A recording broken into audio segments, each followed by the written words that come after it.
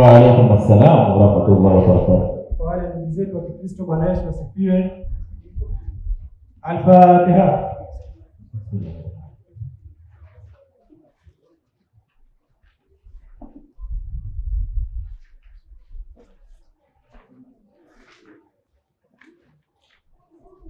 Mwenyezi Mungu mwenye kuumba ardhi na mbingu, tunakukabidhi kongamano hili ama warsha hii mikononi mwako, sababu hakuna kinachoshindikana kwako.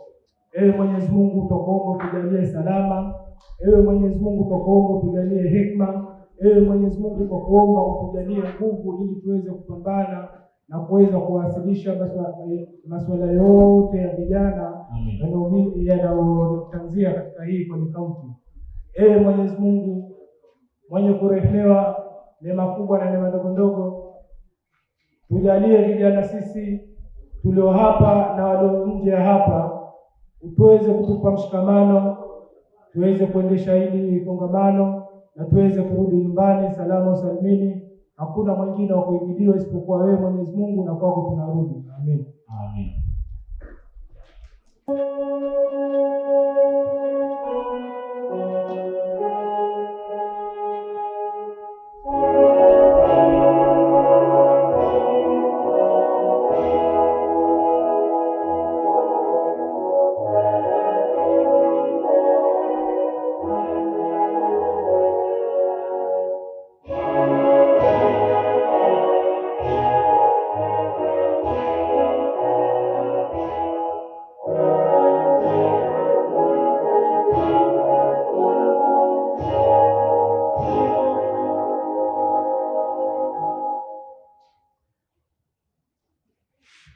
So, good morning again. So, we want to do this a very short exercise. So, I will just be calling your name here. You come, say the oath of affirmation, go back and sit. It's going to be a very fast exercise, a maximum of about 40 minutes.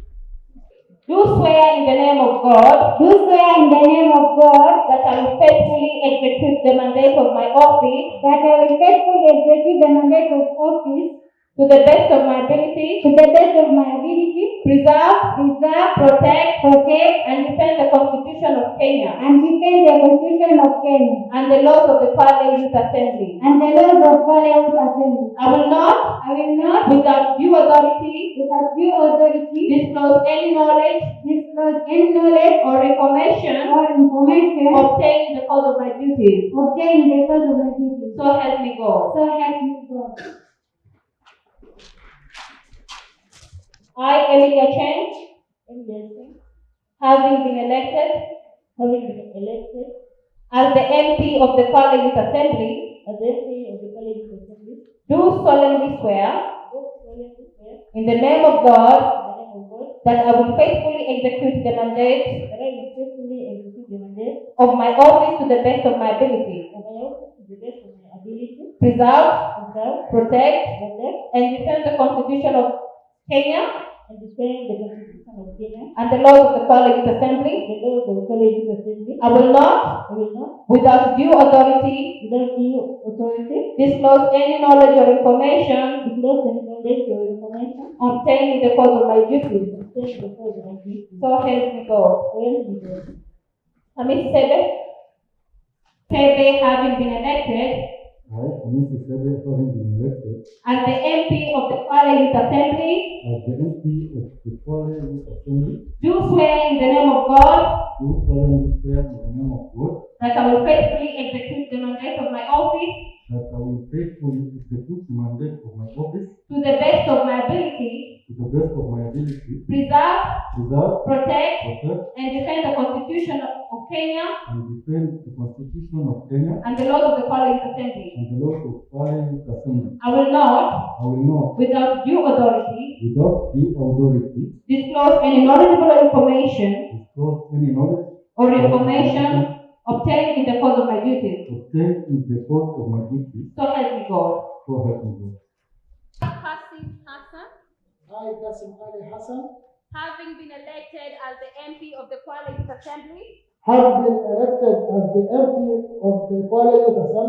do swear in the name of God do solemnly swear in the name of God that I will faithfully execute the mandate of my office that I will faithfully execute the mandate of my office to the best of my ability, to the best of my ability, preserve, preserve, protect, protect, and defend the Constitution of Kenya and defend the Constitution of Kenya and the laws of the Kwale Youth and Assembly. the laws of the Kwale Youth Assembly. I will not, without due authority, I will not, without due authority, disclose any knowledge disclose any knowledge or information or information obtained in the course of my duties. obtained in the course of my duties. So help me God.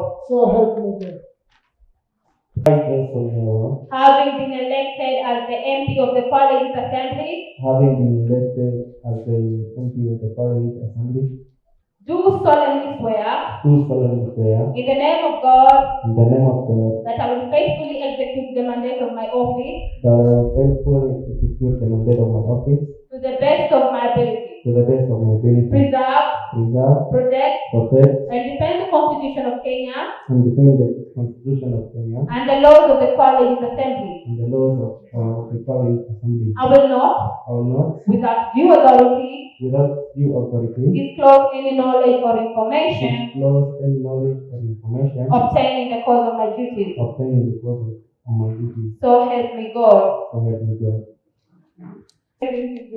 Having been elected as the MP of the Kwale Youth Assembly, Having been elected as the Member of Parliament of Kwale Youth Assembly, do solemnly swear do solemnly swear in the name of God in the name of God that I will faithfully execute the mandate of my office that I will faithfully execute the mandate of the office to the best of my ability, to the best of my ability, preserve, preserve, protect, protect, and defend the Constitution of Kenya and defend the Constitution of Kenya and the laws of the Kwale Youth Assembly. and the laws of the Kwale Youth Assembly. I will not, without due authority, without due authority, disclose any knowledge or information disclose any knowledge of information obtained in the course of my duties. obtained in the course of my duties. So help me God. So help me God. I, Abdallah Ramadhan, having been elected as the MP of the Kwale Youth Assembly, have been elected as the Member of Parliament of the Kwale Youth Assembly, do solemnly swear do solemnly swear in the name of God in the name of God that I will faithfully execute the mandate of my office that I will faithfully execute the mandate of my office to the best of my ability, to the best of my ability, preserve, preserve, protect, protect, and defend the Constitution of Kenya and defend the Constitution of Kenya and the laws of the Kwale Youth Assembly. and the laws of the Kwale Youth Assembly. I will not, I will not, without due authority, without due authority, disclose any knowledge or information disclose any knowledge or information obtained in the course of my duties. obtained in the course of my duty. So help me God. So help me God. Having been elected as the MP of the Kwale Youth Assembly, Having been elected as the Member of Parliament of the Kwale Youth Assembly, do swear in the name of God do swear in the name of God that I will faithfully execute the mandate of my office that I will faithfully execute the mandate of my office to the best of my to ability, the best of my ability, preserve, preserve, protect, protect, and defend the Constitution of Kenya and defend the Constitution of Kenya and the laws of the Kwale Youth Assembly. and the laws of the Kwale Youth Assembly. I will not, I will not, without due authority, without due authority, disclose any knowledge or information disclose any knowledge or information obtained in the course of my duties. obtained in the course of my duty. So help me God. So help me God.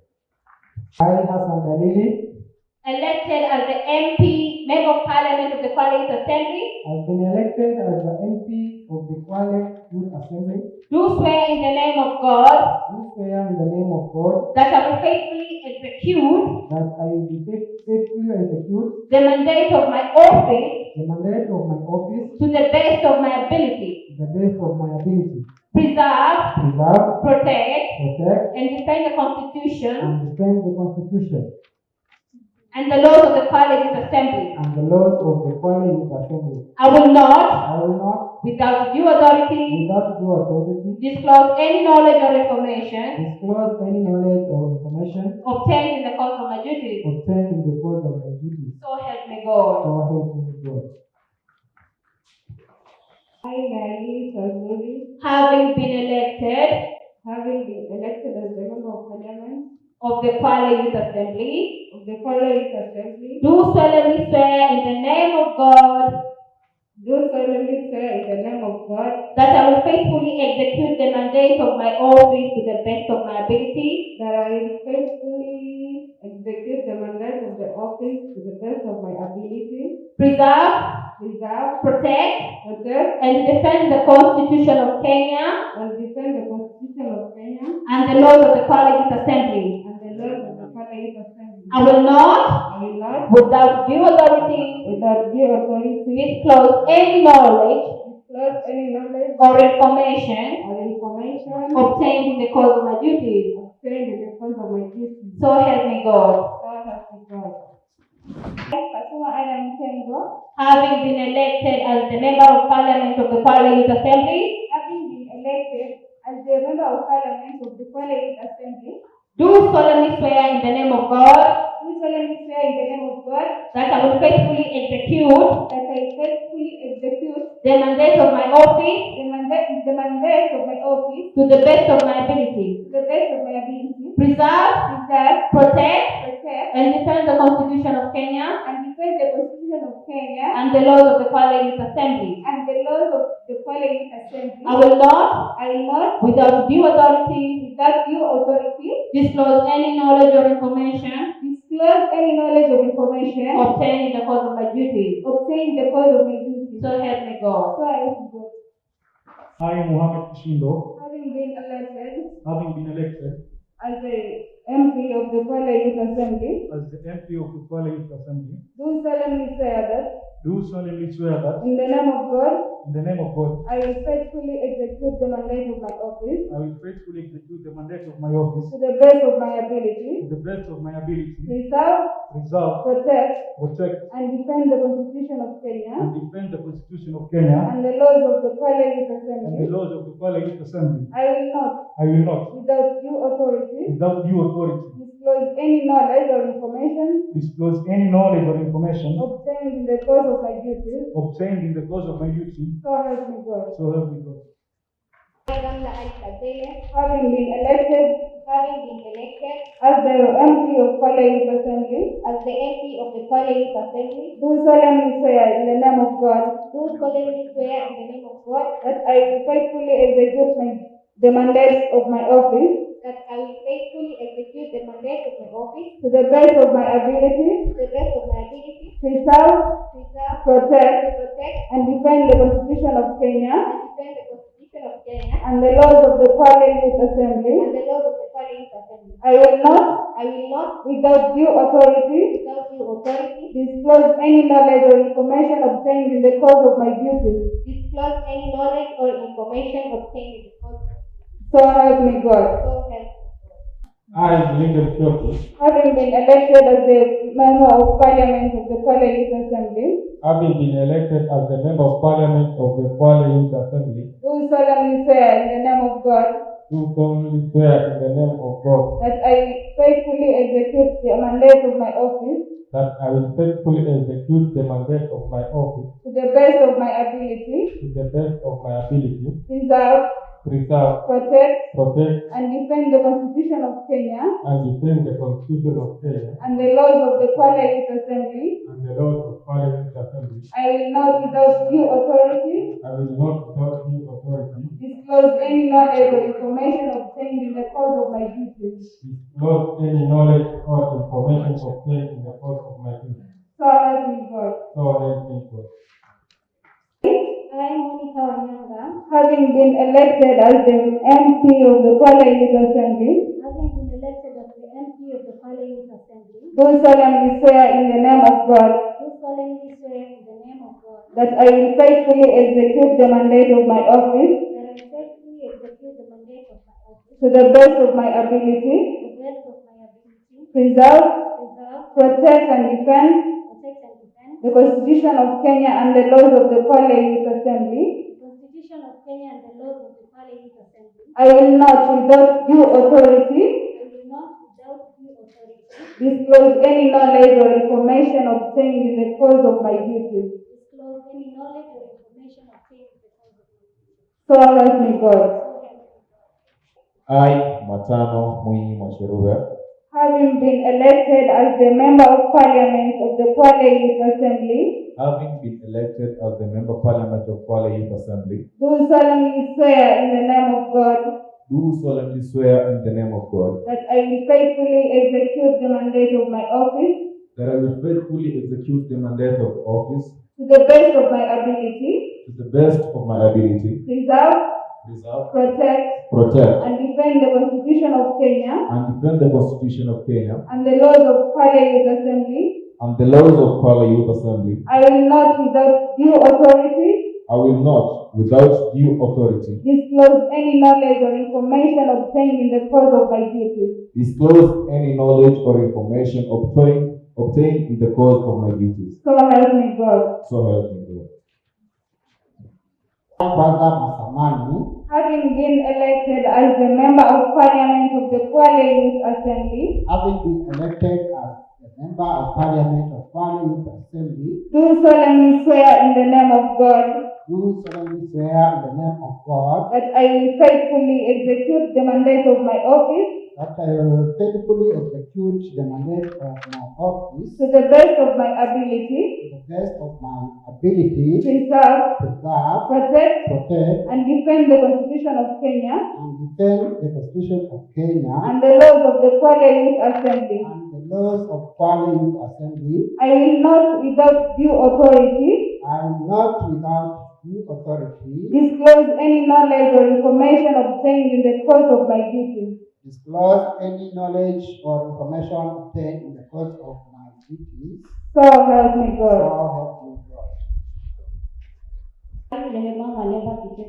Having been elected Having been elected as the Deputy Speaker as the Deputy Speaker of the Kwale Youth Assembly, of the Kwale Youth Assembly, do solemnly swear in the name of God do solemnly swear in the name of God that I will faithfully execute the mandate of my office that I will faithfully execute the mandate of my office to the best of my ability, to the best of my ability, preserve, protect, protect, and defend the Constitution of Kenya and the laws of KYK. and defend the Constitution of Kenya and the laws of the Kwale Youth Assembly. I will not, I will not, without due authority, without due authority, disclose any knowledge or information disclose any knowledge or information obtained in the course of my duties. obtained in the course of my duties. So help me God. So help me God. I, Abdul Malik Turoro, having been elected as the Deputy Speaker of the Kwale Youth Assembly, do solemnly swear in the name of God that I will faithfully execute the mandate of my office to the best of my ability, preserve, protect and defend the Constitution of Kenya and the laws of the Kwale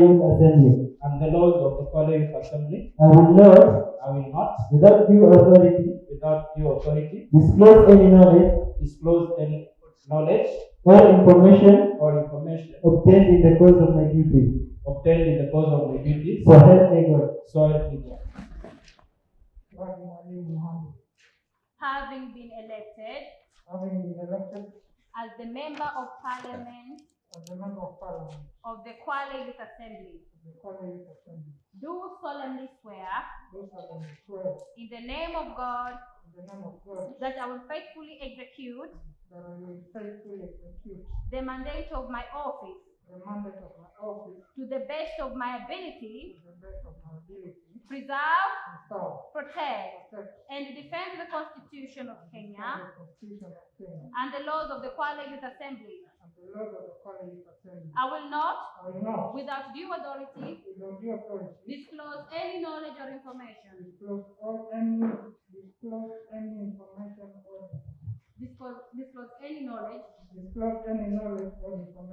obtained in the course of my duties. So help me God. I, Suleiman Madaraka, having been elected as the minority leader as the minority and MP of the Kwale Youth of Assembly, the Kwale Youth Assembly, do swear do swear in the name of God in the name of God that I will faithfully execute that I will faithfully execute the mandate of my office the mandate of my office to the best of my to ability, the best of my ability, preserve, preserve, protect, protect, and defend the Constitution of Kenya and defend the Constitution of Kenya and the laws of the Kwale Youth and Assembly. the laws of the Kwale Youth Assembly. I will not, I will not, without due authority, without due authority, disclose any knowledge or information disclose any knowledge or information obtained in the course of my duty. obtained in the course of my duty. So help me God. So help me God. Thank you. I, Hamadi Mazore Hamadi, Having been elected as the majority and the MP of the Kwale Youth Assembly, having been elected as the MP and the leader of the majority of the Kwale Youth Assembly, do solemnly swear in the name of God do solemnly swear in the name of God that I will faithfully execute the mandate of my office that I will faithfully execute the mandate of my office to the best of my ability, to the best of my ability, preserve, preserve, protect, protect, and defend the Constitution of Kenya, protect and defend the Constitution of Kenya protect and defend the Constitution of Kenya and the laws of the Kwale Youth Assembly. and the laws of the Kwale Youth Assembly. I will not, I will not, without due authority, without due authority, disclose any knowledge or information disclose any knowledge or information obtained in the course of my duty. obtained in the course of my duty. So help me God. So help me God. Thank you. I, Ramadan Miss Mochili, Having been elected as the secretary as the Cabinet Secretary of the Kwale Youth Assembly, of Agriculture and Livestock of the Kwale Youth Assembly, do solemnly swear do solemnly swear in the name of God in the name of God that I will faithfully execute the mandate of my office that I will faithfully execute the mandate of my office to the best of my ability, to the best of my ability, preserve, preserve, protect, and defend the Constitution of Kenya and defend the Constitution of Kenya and the laws of the Kwale Youth Assembly. and the laws of Kwale Youth Assembly. I will not, I will not, without due authority, without due authority, disclose any knowledge or information obtained in the course of my duty. or information obtained in the course of my duty. So help me God. So help me God. I, Hafsa Mohammed Mokaneze, Having been appointed having been appointed as the Cabinet Secretary as the Cabinet Secretary of the Kwale Youth Assembly, of the Kwale Youth Assembly, do solemnly swear do solemnly swear in the name of God in the name of God that I will faithfully execute the mandate of my office that I will faithfully execute the mandate of my office to the best of my ability, to the best of my ability, preserve, preserve, protect, and defend the Constitution of Kenya protect, and defend the Constitution of Kenya and the laws of the Kwale Youth Assembly. and the laws of the Kwale Youth Assembly. I will not, I will not, without due authority, without due authority, disclose any knowledge disclose any knowledge or information or information obtained in the course of my duty. obtained in the course of my duty. So help me God. So help me God. Next, Fatuma Rai Mkongolego.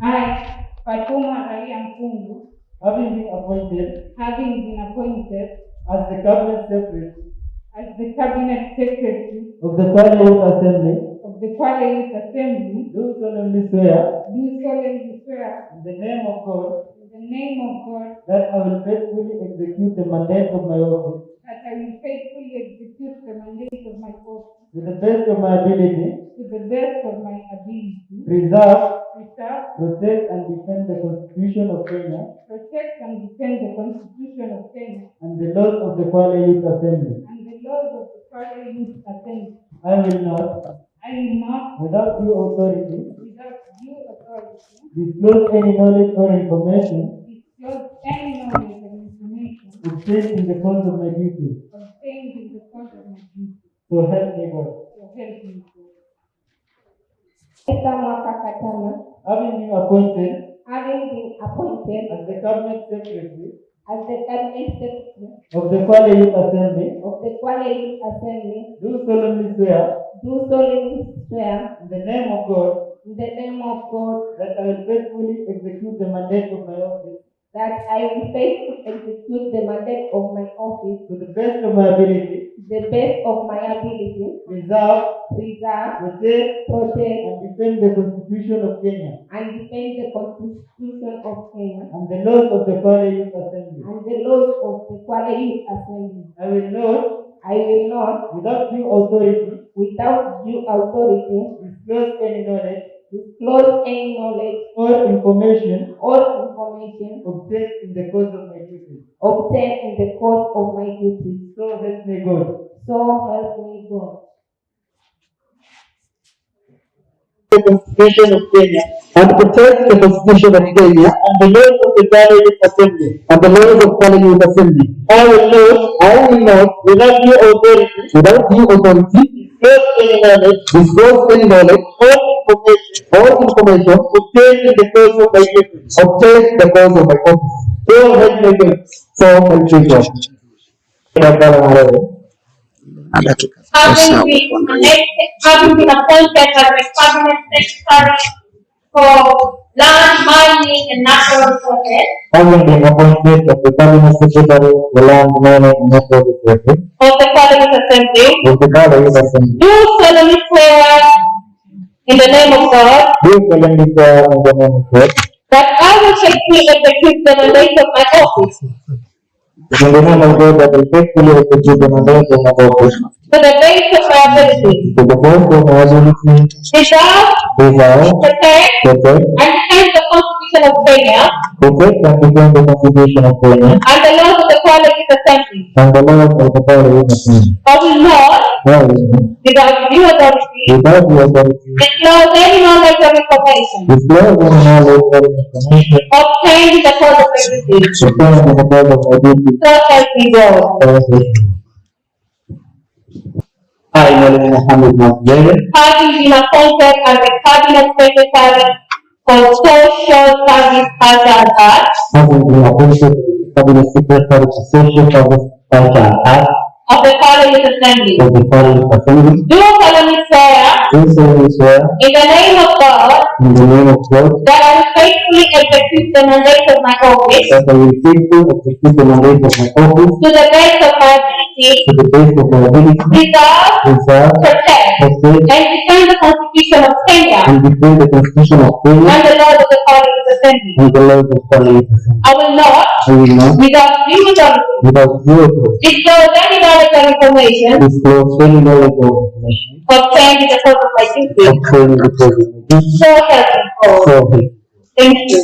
Laila Fakiri, as Laila Fakiri, having been appointed as the Cabinet Secretary for Health of the Kwale Youth Assembly, has been appointed as the Cabinet Secretary for Health of the Kwale Youth Assembly, do solemnly swear in the name of God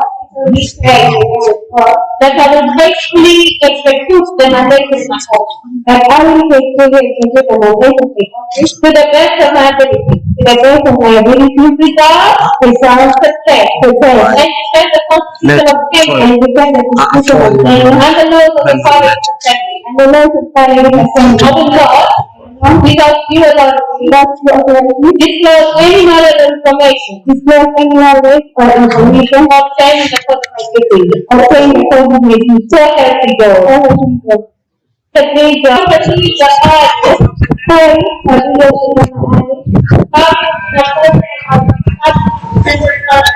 has been appointed as the Cabinet Secretary of Tourism and Economy of the Kwale Youth Assembly. Do solemnly swear in the name of God.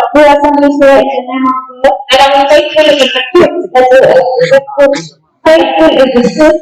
the mandate of my office and the life of my office to the best of my ability. Preserve, protect, and defend the Constitution of Kenya and the law of the Constitution of Kenya and the law of the Kwale Youth Assembly. I will not, without due authority, withhold any knowledge or information, obtained in the course of my duty. So help me God.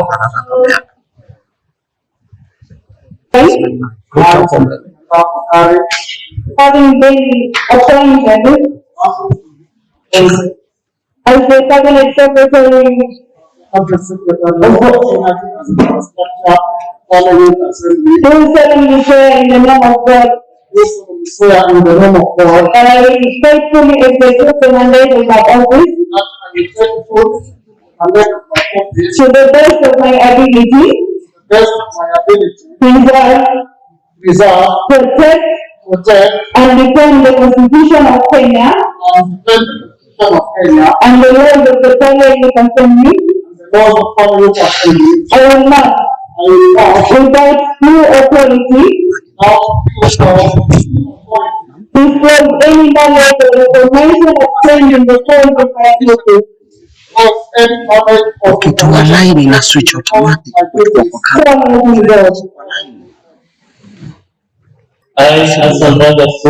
having been appointed as the Deputy Secretary of the Cabinet,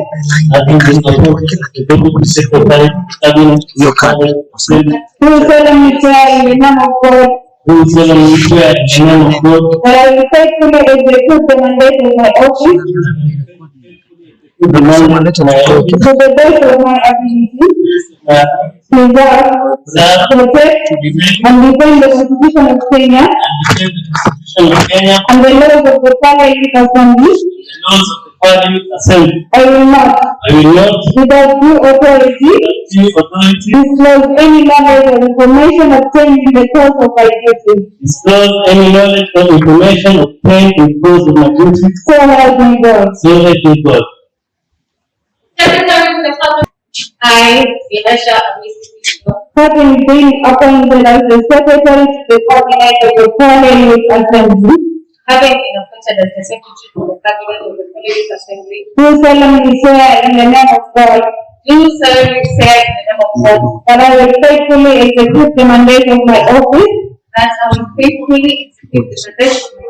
to the best of my ability, preserve, protect, and defend the Constitution of Kenya and the laws of the Kwale Youth Assembly. I will not, without due authority, disclose any knowledge or information obtained in the course of my duty. So help me God. Having been appointed as the Attorney General of the Kwale Youth Assembly,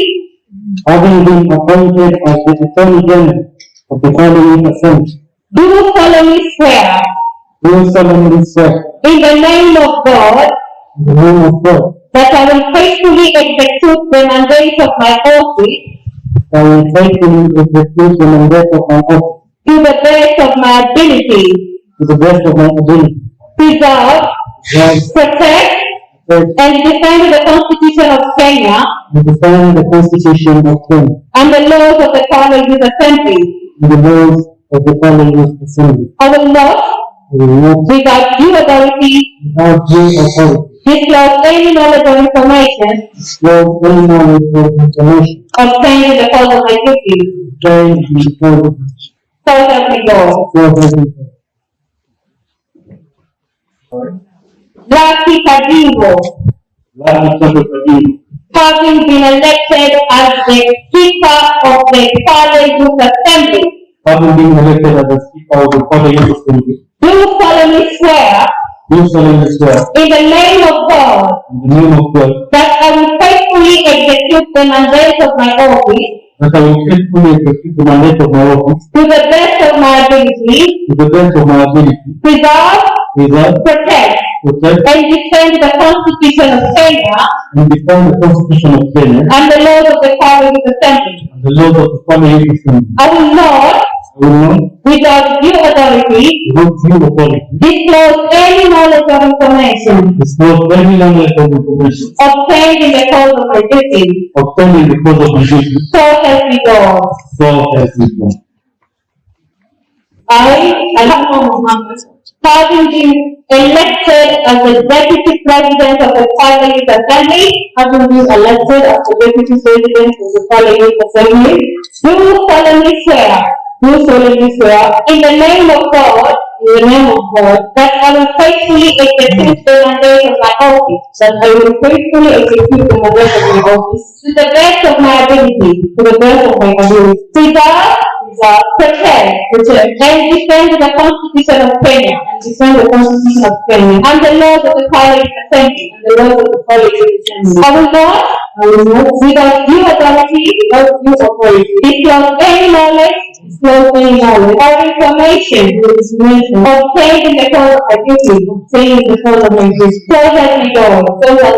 Thank you. All the office of the presidency. All in the right.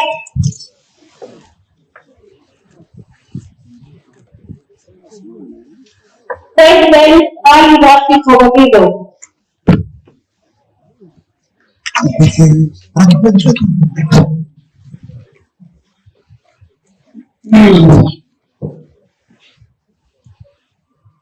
I, Ali Rashid Mobagido, having been elected as the President of the Kwale Youth Assembly, do solemnly swear, in the name of God, that I will faithfully execute the mandate of my office, to the best of my ability, preserve, protect, and defend the Constitution of Kenya, and the laws of the Kwale Youth Assembly. I will not, without due authority, disclose any knowledge or information obtained in the course of my duty. So help me God. Thank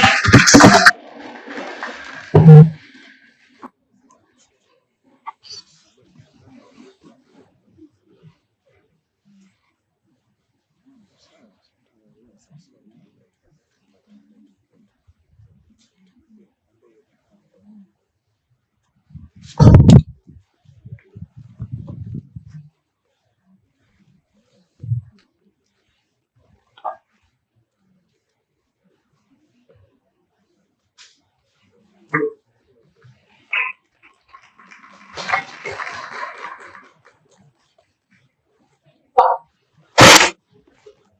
Bwana, naona nimpatie pale Mzee Jembe aweze kuongea mawili tu kuhusiana na vijana, kauli yake ni hivi, alafu vile vile tutakuwa tunaenda kwa mwakilishi wa CSOs ambao ni tutapatia brother Mapenzi kabla tuende kwa mashirika ya kijamii ambao wameweza kufika siku hii ya leo. Izingatia kwamba basi ni siku ambao ni hafla hii ya kufana ataweza kuzindua rasmi Kwale Youth Assembly. Karibu sana uweze kuongea kuhusiana na vijana, wewe kama pengine kiongozi wa vijana una lipi la kuambia siku hii ya leo. Karibu.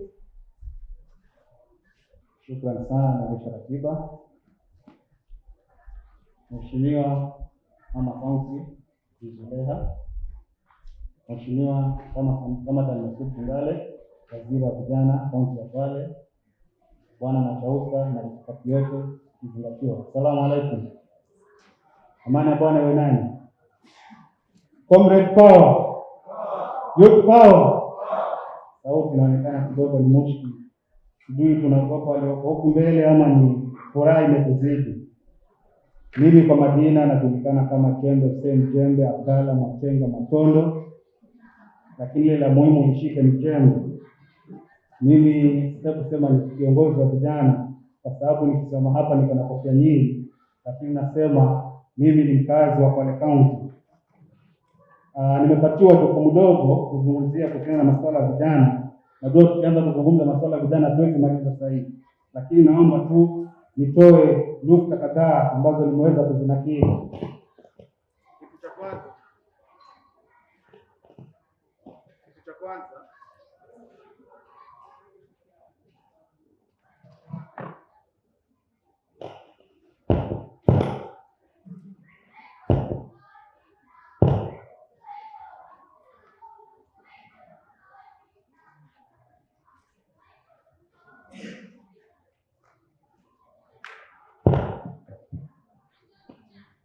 Okay, naona mitambo kidogo ni mushkil, lakini tutapambana nayo. So nukta yangu ya kwanza ambayo naweza kuzungumzia ni kwamba karne hii ya 21 sisi kama vijana inafaa tutoke kule kwenye sekta ya kulalamika, bali tutafute zile sehemu ambazo zinatuhusu sisi na tuweze kuzichukua. Wakati umefika, tuache mambo ya kwamba tunasubiri watu wakufanyie. Ni jukumu letu sisi kama vijana tuweze kujifanyia na kutatua matatizo yetu wenyewe. Kitu ambacho tunaweza kuongezea kuhusiana na swala zima la Kwale County Youth Assembly, ni kitengo kizuri ama ni institute nzuri ambayo imekuja kwetu sisi vijana wa Kwale. Itakuwa si vizuri kama tutaanza kuipiga vita sisi wenyewe kama vijana, kwa sababu adui mkubwa wa vijana ni kijana mwenyewe. So ni muhimu tuunge nguvu, tujenge na tuweze kukuza chombo hichi, ili wale ambao watatoka hapa at least tuone mwaka ujao 2022 hata kama si wote, lakini kama watano watakuwa wanatuwakilisha pale kwenye bunge la kaunti, na hata ikiwezekana pia wawili waende kwenye ile bunge la kitaifa, ili masuala yetu yaweze kusikika na wapatiwe kipaumbele zaidi. Kitu kingine, lazima tuangaliane sisi vijana na tuelewane. We need to shape our youth so that we can be ready for the future. Vitabuni watu wanasema kijana ni kiongozi wa kesho, lakini mimi nalikataa hilo. Kijana ni kiongozi wa leo, na ndio maana leo hii tumewaita hapa hao ambao wametuzidi umri kuja kutuona sisi kama vijana tukifungua the Kwale County Youth Assembly. So sitaweza kuendelea sana, bali niko na mwenzangu karibu Bwana Jalim Ibrahim, naomba kuzungumza mawili matatu na at least kusikia sauti yako, inaonekana yangu imezoeleka sana. Shukrani.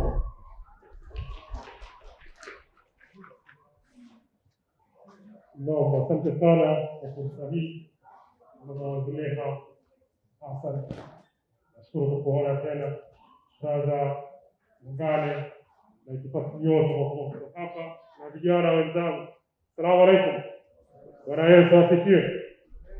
Mimi nilikuwa si mzungumzaji, lakini kama nilipatiwa sauti ni heri zungumze japo neno moja.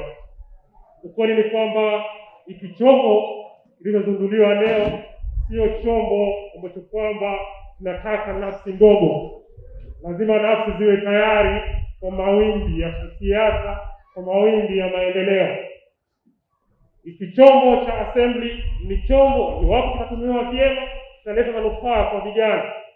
Katiba yetu ya Kenya kipengele 55 kinazungumzia kwamba the state shall take measures including affirmative action program to ensure that youth access relevant training information. Na imeendelea jiulize wewe kuanzia the state shall take measures including affirmative action program. Tunaona kama program zinaendelea zikiwemo MGAP program, lakini wewe youth wazijua, na kama wazijua wafuatilia vipi? Nashukuru sana mkiangalia maana the core values ambazo zimezungumziwa pale, zote the core values zinapatikana kwenye katiba yetu ya Kenya. Lakini ni wewe youth pekee ambao umeamua kutengeza hiki chombo, uhakikishe ya kwamba unazifahamu kwa undani, maana mambo ya accountability ndio jambo sugu. Kipengele 200 ya katiba ya Kenya ambapo kama ni chapter 12 ya katiba ya Kenya, ya public finance, it's all about accountability and transparency. Kwamba pesa inayokuja mashinani lazima itumiwe kiuwazi na uwajibikaji. Kwa hivyo ni wewe yuko kama umeamua kutengeza the Federal Assembly, viongozi na wapangia kwamba baraza la maagizo lazima uwe tayari kwa mawimbi. Ninawaombea kila la heri tuweze kufanikiwa, ili Kenya na pia Kwale kwa jumla zile rasilimali ambazo zipo ziweze kutumia. Nikimalizia anasema kwamba article 10 ya katiba ya Kenya inazungumzia principles and values of governance, na kama ziko 17, lakini ya mwisho kabisa inazungumzia sustainable development.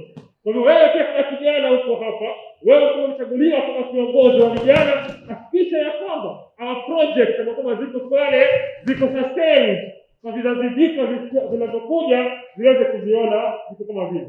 Asanteni sana na Mungu atubariki tuweze kuzindua na tuweze kuona maendeleo inshallah. Amen. Vijana hoi! Vijana tumeshiba ubwabwa tumekula. Vijana hoi! Najua ni honorable member sasa, kwa hivyo bora tupige makofi sana. Tunakaa wachache. Asante sana. Na bila shaka tumeweza kusikia na wale ambao watakuja tuzungumzie moja kwa moja kuhusiana na ule kijana empowerment ya kwake na kile ambacho kuna kijana anafaa kuweza kutekeleza. Kwa hivyo sasa hivi mwakilishi wa SESOS brother Mackenzie, alafu tunaenda moja kwa moja kwenye kile kitengo ambacho tutakuwa kingine kuweza kupata. Tuzingatie muda kwa sababu muda umesonga, kwa hivyo tuwe wachache kidogo ili tuende kwa ile zoezi lenyewe la uzinduzi. Karibu sana. Asante ndugu yangu Mangale. Mama wa kaunti Bi Zulea Juma Hassan, ndugu yangu Ramadhan Masud Bongale,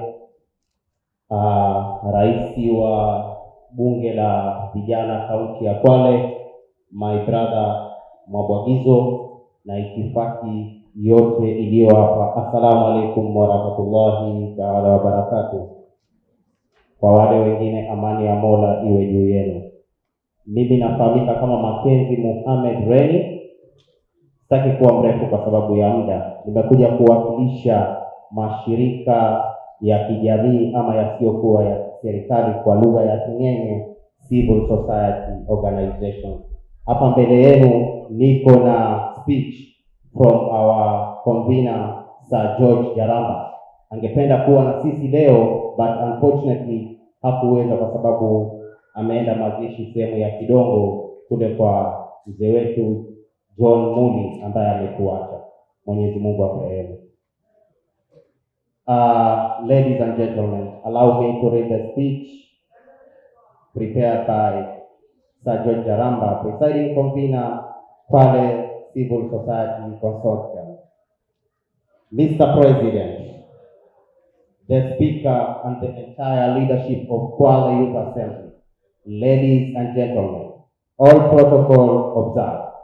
How I wish I was physically present to witness the young generation of this county make history.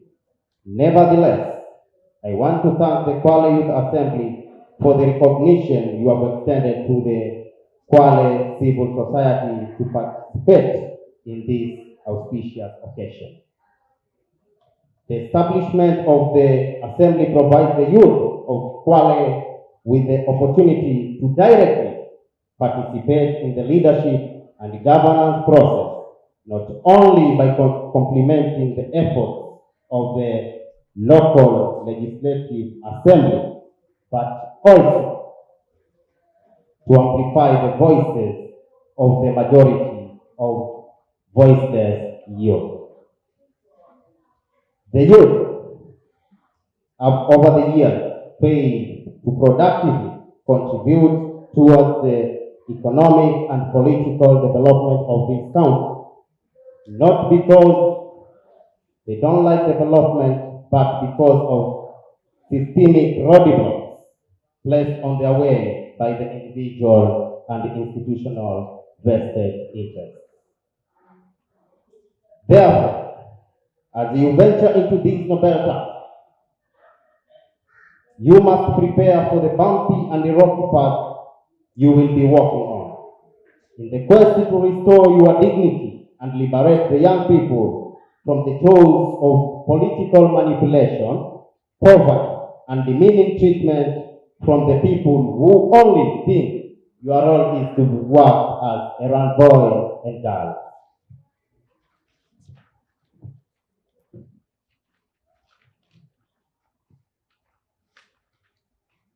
Key issues that I believe your peers expect of you as you assume the office will include, among other things, 1.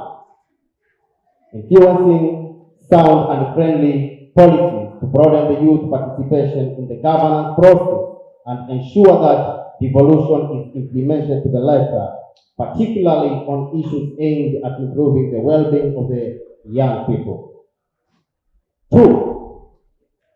using the social media responsibly to push for the youth agenda as opposed to insults and cyberbullying as has been the case in many instances. 3. Upheld the rule of law and championing for equity, transparency, and accountability. We in the civil society are hopeful that we will have more time to engage and collaborate to seek better governance and service delivery for the great people of Kwale. I thank you all and wish you the best in this novel and challenging task. Thank you very much. God bless Kwale. God bless Kenya. God bless Mr. President. God bless our guests. God bless Kwale Youth Assembly. Thank you. Thank you. Makofi jamani. Vijana hoi. Tuweze kutumia mitandao ya kijamii katika manufaa yetu na wala sio kuweza kutukanana hapa na pale. Ibadi tu ambao imeweza kuzungumziwa katika hotuba hiyo ambayo imeweza kusoma na brother Mackenzie. Basi tukiendelea mbele, kwa sasa ningependa kumuinua mwakilishi wa shirika la Search for Common Ground, my elder brother Mr. Mohamed Al-Mashausa aweze kuzungumza nasi.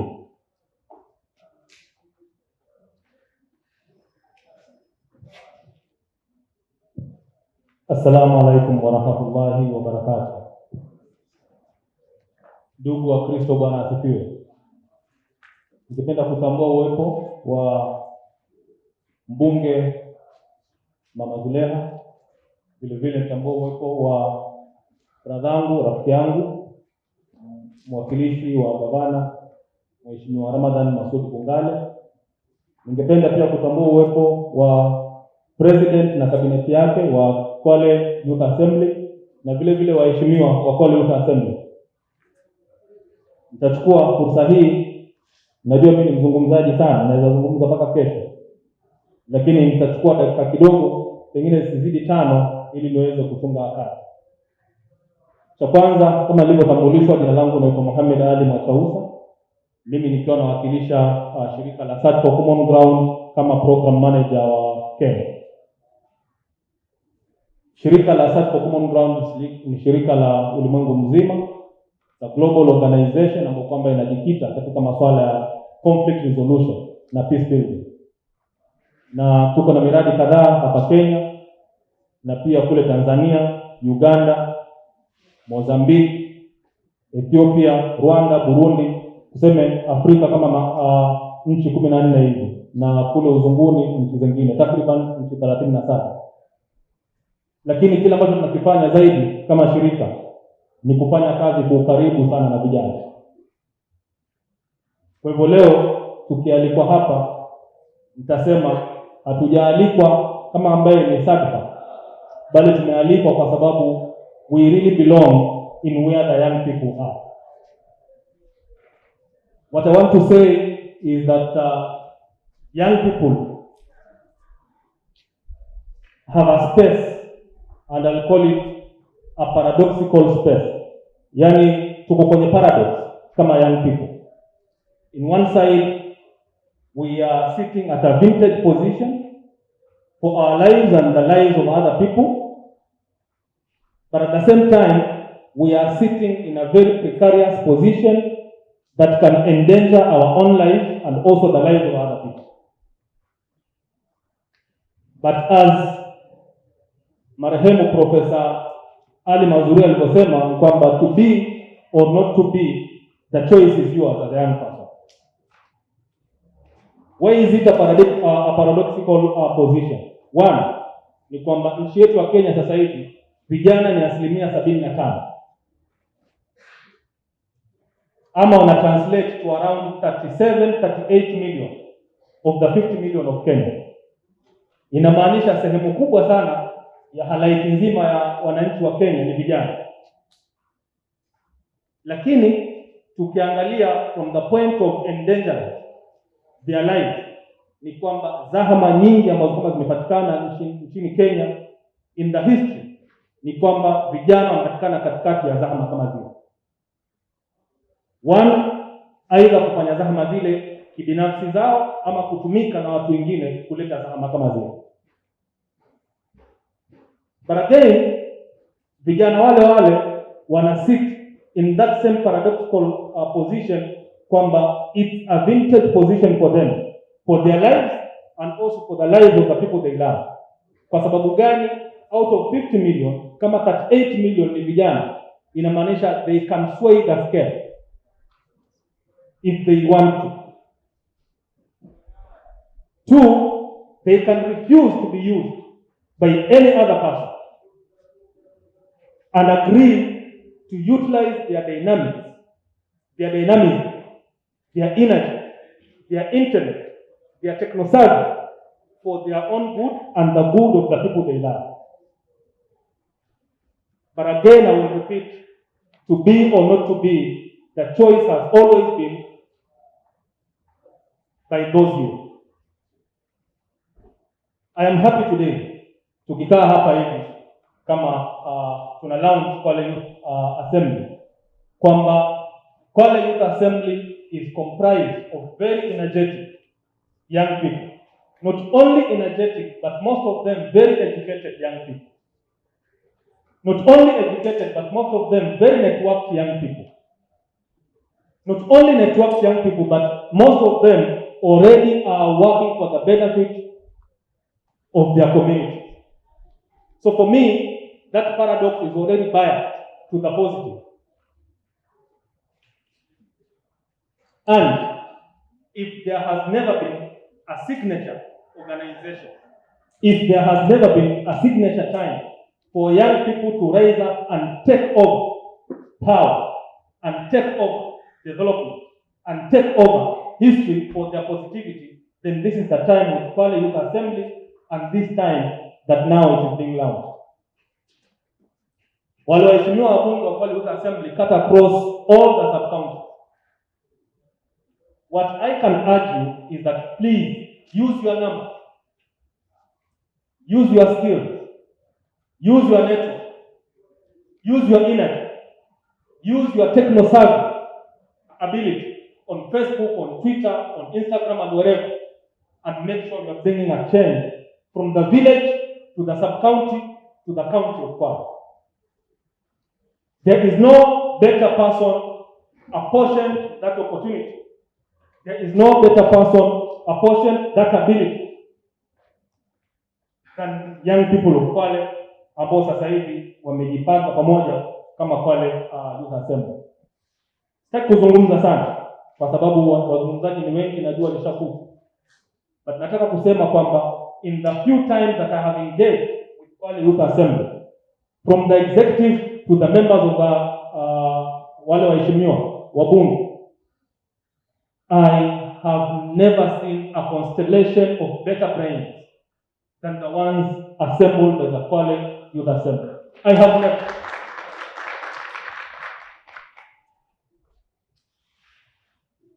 So again, I want to remind you that the paradox that you are sitting on is already biased to the positive.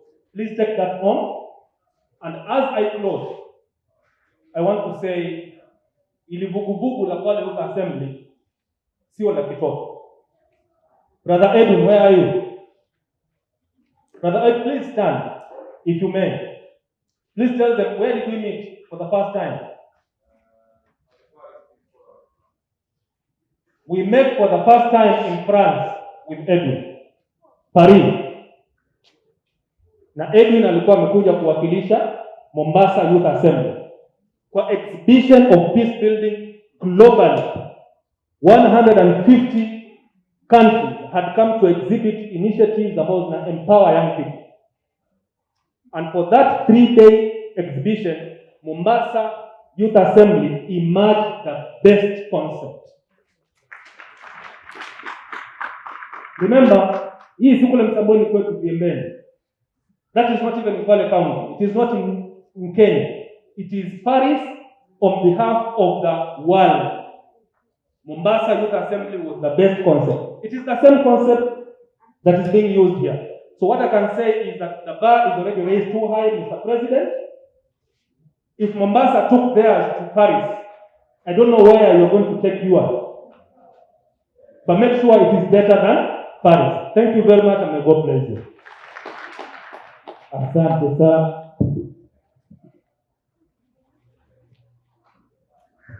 Asante sana brother Machausa, bila shaka ni maneno ambayo yanaweza kujenga vijana wakisha kwamba wanatumia zile talanta zao walizojaliwa nazo kuweza kuempower na vile vile community yao. Haya, tukisonga mbele, ningependa kumwalika afisa wa youth kutoka katika ofisi ya youth hapa Kwale County, Mr. Solomon Pastor aweze kuzungumza na vijana na vile vile waheshimiwa wengine ambao wameweza kufika siku hii ya leo. Karibu sana.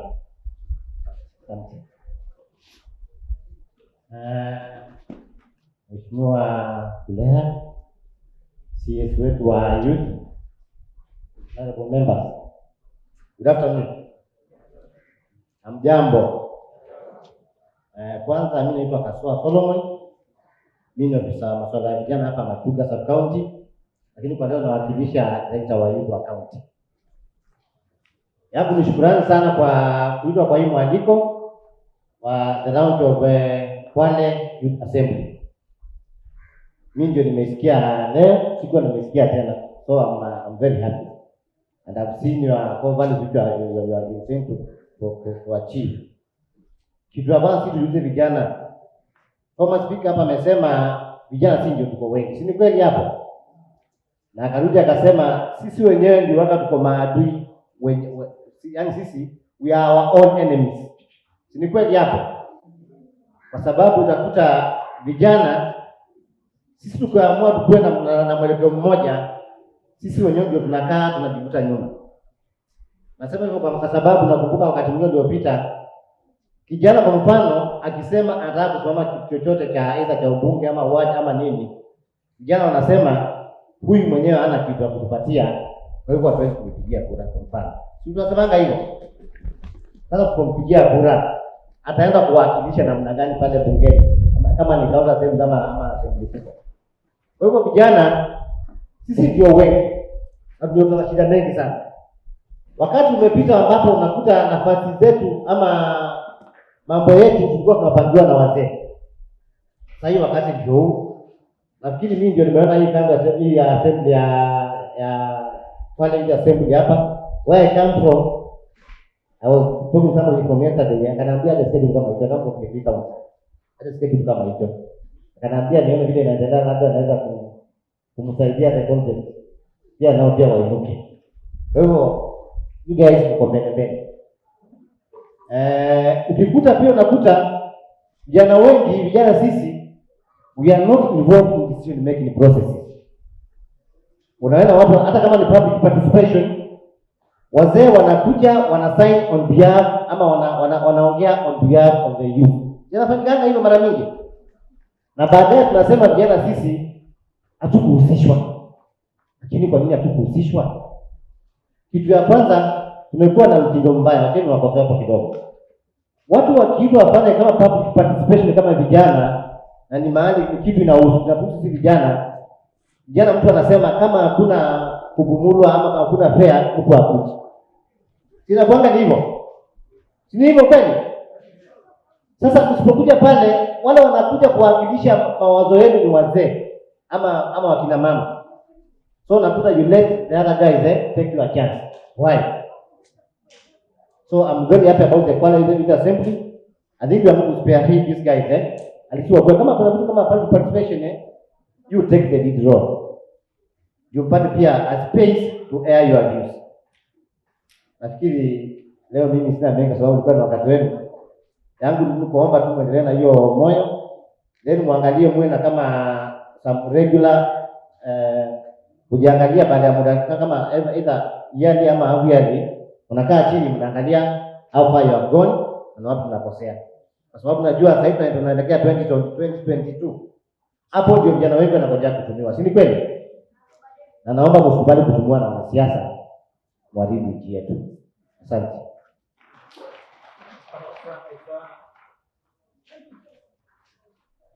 Asante sana Bwana Kasoa, bila shaka ameweza kuzungumza tu mengi. Kwa hivyo sasa ningependa kumuinua Bwana Spika wa Kwale Youth Assembly aweze kuzungumza. Kuna mawili matatu kabla tuweze kuendelea na ratiba na vile vile tunakimbizana na muda. Karibu sana bwana Speaker Mr. Lati.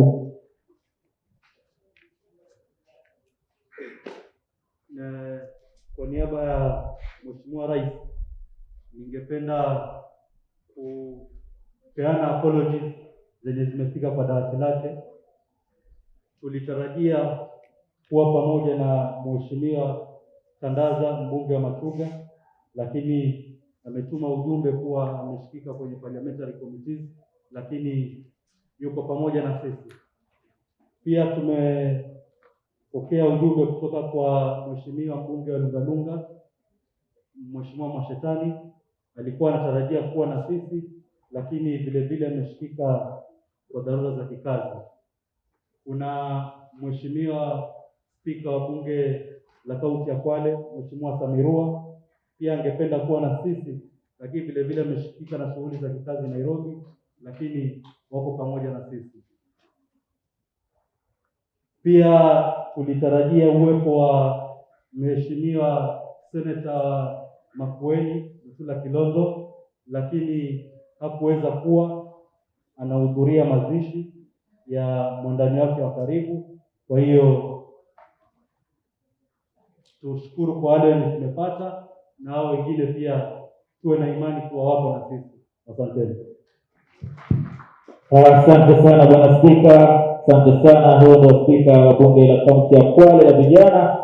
Atakuwa anaweza kuwakilisha barabara zile hoja ambazo zinaweza kuwasilishwa pale bungeni na wale wabunge ambao watakuwa wanaweza kuwakilisha vijana. Basi sasa hivi ni kwa heshima na taadhima, naomba nimuinue Mheshimiwa Honorable Zulekh Hassan aweze kuongea na vijana. Kumbuka yeye ni mbunge wa kitaifa na kuwakilisha kina mama kaunti hii ya Kwale. Mheshimiwa, karibu sana uongee na sisi vijana. Shukrani. Vijana hai. Vijana hai. Kwale hai. Haya. Naomba waziri ni excuse vile ni siku yao ya vijana.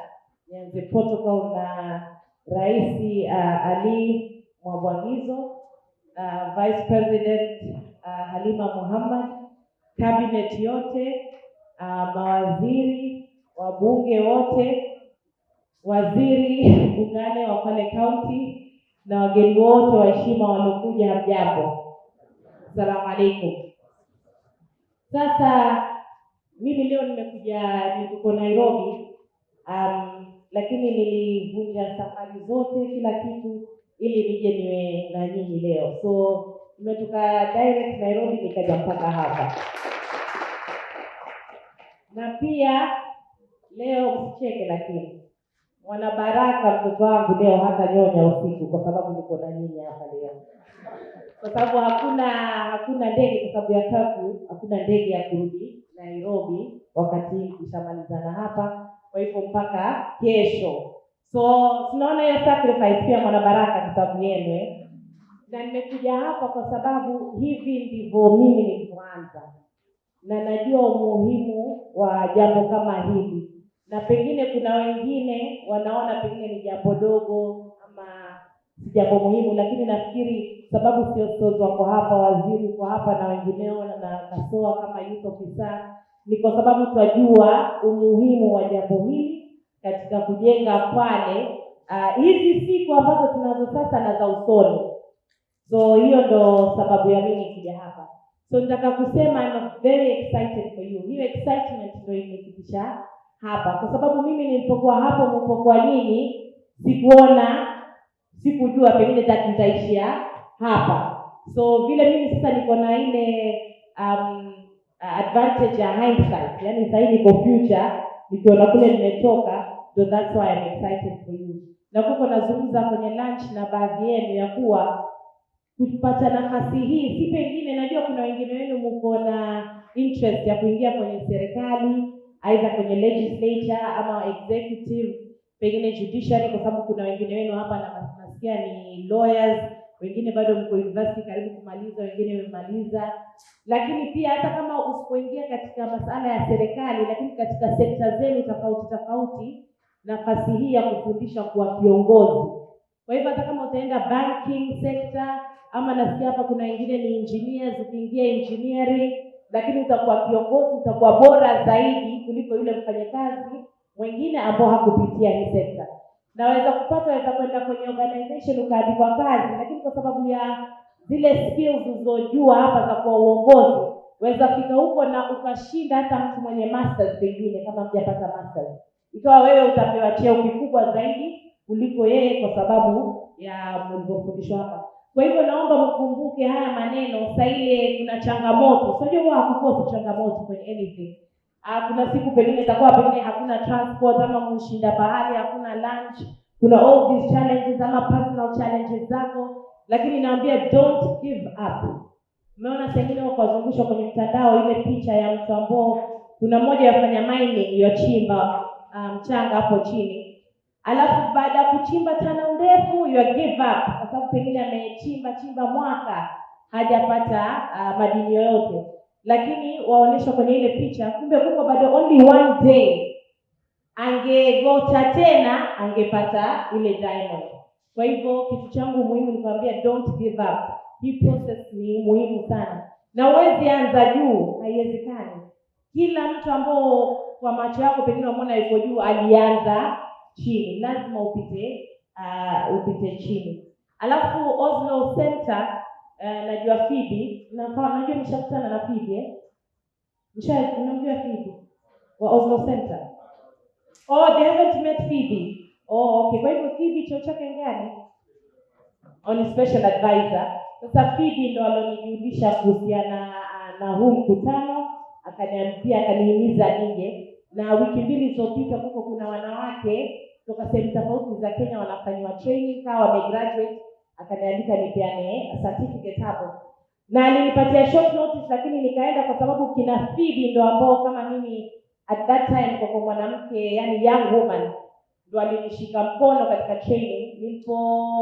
Story ndefu, lakini samahani, lakini I'm thinking vile wale kina waheshimiwa hawakuja, naweza chukua 1 minute ya tandaza mashetani. Lakini nilipochaguliwa, it's a long story, pengine tutazungumza siku nyingine, lakini nilipochaguliwa vice chairman wa chama cha ODM Kenya nzima katika Bomas Nairobi 2008, immediately kuna shirika la NDI walituita sisi youth leaders kuja kutufanyia trainings kama hizi hapo nyinyi mmepitia. Na I remember, na nilikuwa sijui kwa sababu ndo mara yangu ya kwanza kuingia kwenye siasa, lakini nimejifundisha zaidi mengi kutoka hizi training kuliko practice katika chama changu cha siasa.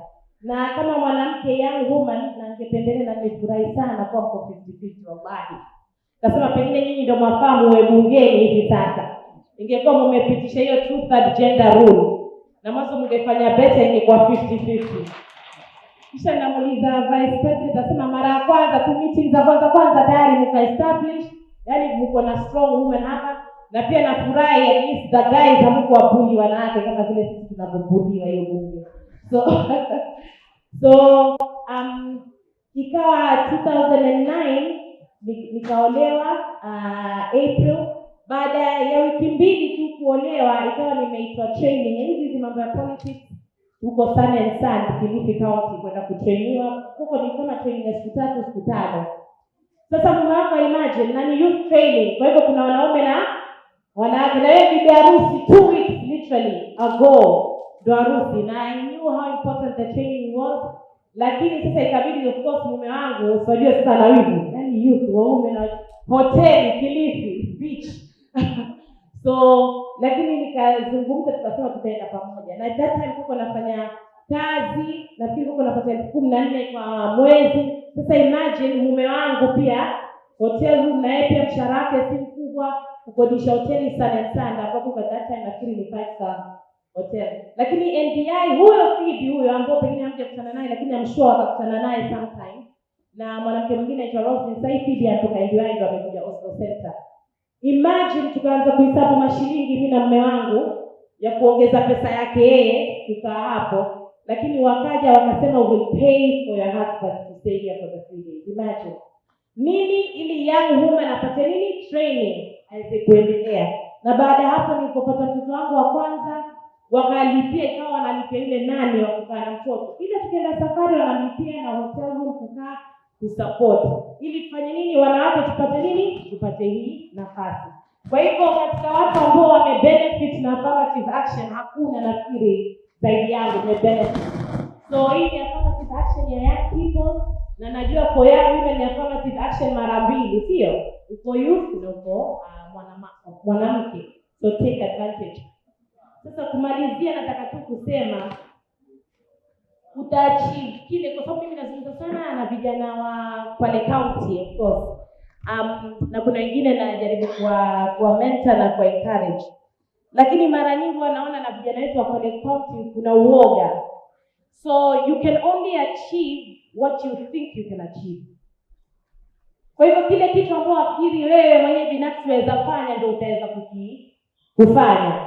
Lakini kwa mfano kama president, ukisema mimi siwezi kuwa president wa Kenya, haiwezekani. Itakuwaje president wa Kenya? Hawezi kuwa president wa Kenya kwa sababu wewe mwenyewe huamini kama aweza kuwa nini? President wa Kenya. Lakini kama Obama ni mtu mweusi Amerika, haijafikiriwa ni kitu kigumu kweli, lakini yeye aliamini akafanya nini? Akawa. So pia katika anything ile ndoto usikubali kitu uoga, yani kuweke nyuma na kuachieve dreams zako. Na pia usifikirie kuna watu wengine pia wanataka kusimama, pengine wana nia kusimama 2022, 2027, wanasema lakini sina pesa. Hiyo isiwe sababu kwa nini wewe usimame. Ukiweka ile nia, milango utaona yafunguka. Pia sisi hatukuwa na Prado ama na nini ama na big job, lakini tumeweza kusucceed. So usiwache kitu chochote kikweke nyuma. Sasa ingine utapata watu ambao ni maadui hawataki wewe uendelee, sio? Wapo ni kawaida, wapo. Kwa hivyo mtu akikufungia lango, wewe fungua dirisha, ingia na dirishani. That's what I do. Kufika hapa sio rahisi. Kuna watu wanafunga mlango, lakini mimi natafuta any entrance, hata kama dirisha nafanya nini? Juzi mliniona bungeni, security wote wa bunge hawakuniona na mtoto, lakini niliingia siku hii. I made a point, I didn't make a point. Yeah, and I made such a point mpaka juzi na meet na Chief Justice akasema all the new buildings, because of what I did, all the new buildings, law courts zote sasa zinazojengwa ziko na lactation room ya kunyonyesha watoto. So usikubali kabisa, kama you have something and you believe in it, wewe pata tu na usikubali kitu chochote kikuzuie. So kuna adui wewe mwenyewe, adui wa dreams zako na watu wengine, but usiache zikuweke nyuma. Alafu your past doesn't define your future. Yaani sijui natoka familia gani, si lazima uwe na godfather. Kuna watu wanasema lazima uwe na godfather Kenya ndio endelee, urongo. Mimi sikuwa na godfather, it's another story for another day. But you don't need a godfather. Kenya, wacha Kenya you don't need. Ukiamua tu milango kama nilivyokuambia inafunguka. Alafu nataka kusema subra. Wajua sengine watu tuna pupa ya kufika juu, haraka mambo. Lazima ubalance your dreams na subra. Wewe mwenyewe utajua hii time nataka niende slow, hapa lazima I have to make a decision in 3 seconds. Kwa hivyo tuwe na subra, tusiwe na tamaa ya maisha, because itakupeleka pahali pabaya. Ndio sasa utaingia, utakuwa na marafiki pengine wakupeleka huku na huku. Umeona wengine wanafuata na ethics and anti-corruption na makesi na mabeli makubwa kwa sababu ya tamaa. Mwenyezi Mungu atuepushe na hilo. Waziri tuko kwenye serikali sisi. The next is us, hopefully not. And then yeah, that's it. So lastly, so ndo nataka kusisitiza that use this opportunity, ile training watu wanaweka senti. Nashukuru Kwale County government kwa kufadhili pia huu mkutano na kusupport na kuja na kuwasupport. Ni vizuri na vile wao wako na hiyo sekta ya vijana, na mimi ofisi yangu kama woman rep iko wazi. I'm very serious for any one of you. Hata hapa leo nimekuja na coordinators wa hizi sub county 5 wangu ofisini kusudi, na I wish ningekuwa nimewasikia kwenye introduction kila mtu, lakini polepole Mungu atajalia tutazidi kuonana. Kwa hivyo if you allow me just to quickly simamishe sub county coordinators wangu. So niko na Mwanza Msatu huko. Niko na Zainab Mambo, yeye ni sub county ya Samburu. Kwa hivyo Kasemeni, Makina, Mwavumbo na Samburu Chengoni, Zainab Aizaketi. Alafu kuna Mwaka ambao ni Lungalunga sub county, kwa hivyo Vanga, Zongo, Pongwe Kikoneni na Mwereni ni yeye. Alafu kuna Binti ambaye ni Matuga, so Tiwi wa Ngombeni, Kubo South, Mkongani na nitakosa kuza hizo wodi ni sawa. Simba Golini sufficient ni hapa. Haya, alafu na Mariam ambao ni coordinator wa Msambweni ambapo ni Ramisi Ward, Ukunda, Bongwe Gombato na Kinondo. Alafu MP wenu pia yanafanya nini kazi moja. So ni Brian Kamata, yeye ni sub county ya Kinango ambao ni Puma, Davaya na Kinango ward. Yeye ndo represent. So you're free if you want any kind of assistance, need just to talk to somebody. My office is completely free. I'm very excited for you. Na kwa hayo mengi na machache nasema shukrani. Asante sana mheshimiwa, asante kwa umeweza kuongea kweli, alhamdulillah umeweza kuelewa na watafanyia kazi. Asante sana mheshimiwa, na bila shaka kwa mheshimiwa mbunge akiwakilisha kina mama kule bunge la kitaifa, na kwa kweli tumeweza kusikia kile ambacho tunaweza kukiongea. Sasa hivi tungetaka kuleta official launching, lakini kabla tuweze kuanza kwa itaanza kwanza ambayo itakuwa ya former Prime Minister of Norway, Mr. Bondevik. This is recorded, so Mr. Lodin Mr. Edwin, utakuwa nakuja. So this one is recorded, kwa hivyo itakuwa na through project itakuwa ni kuweza kuonekana pale. Kutoka kumbuka kwamba huyo ni special advisor wa Oslo. Kwa hivyo vile itakuwa ni recorded, kwa hivyo itakuwa ni kupita hapa, alafu tuna ile call yake ambayo former Prime Minister wa Norway Bwana Bondevik alikuwa anaisema kuhusiana na hii mambo na Kwale Youth Assembly, alafu baadaye tutakuwa tunaenda kwa chief guest Honorable Kamadha Masud Bungale ambaye anawakilisha mstahiki Gavana Salim Mvurya ambaye kwa sababu za kuna pale hangeweza kufika siku hii ya leo. All protocols observed. Honorable members were KYA. Good afternoon once again. Yeah, so initially when I was having my opening remarks, I only mentioned the Oslo Center. So now I'll give you a brief overview, which I know I have done before, but for the benefit of some of our guests who may not be familiar with the Oslo Center, it's a Norwegian organization founded by the retired Prime Minister of Norway, by the name Kjell Magne Bondevik. It has worked in Kenya. We majorly work with political parties, mainly the 6 major ones: ODM, Jubilee, Wiper, ANC, Ford Kenya, and the other one. So, but however, in the last 5 years, the Oslo Center has scaled up the scope of its work to focus on youth inclusion in and participation in governance processes. And kwa vile nilisikia ndugu yangu Machausa akiwaambia, we have majorly worked with the Youth Assembly in Mombasa. And now we are now at the implementation stage of the next phase in a scale-up program that includes, as you know, as the main beneficiaries for the Youth Assembly, and God willing, we will be initiating a similar structure in Lamu. So without further ado, the retired Prime Minister of Norway, of course, being a former Prime Minister himself, he could not help it but record a small message for you and just say that under normal circumstances, he would have been here in person to be with you. But God willing, another time, he will definitely be here with us. But nevertheless, he couldn't help resist recording a small message for you.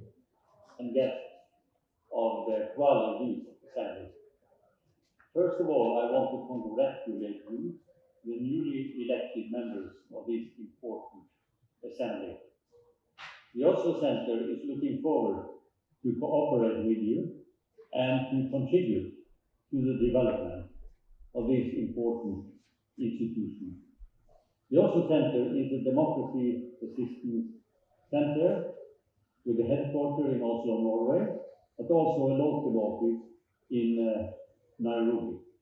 We are working with political democratic institutions like parliaments, governments, and political parties in several countries. But we are also working with civil society, and we have experience from similar youth projects in other countries.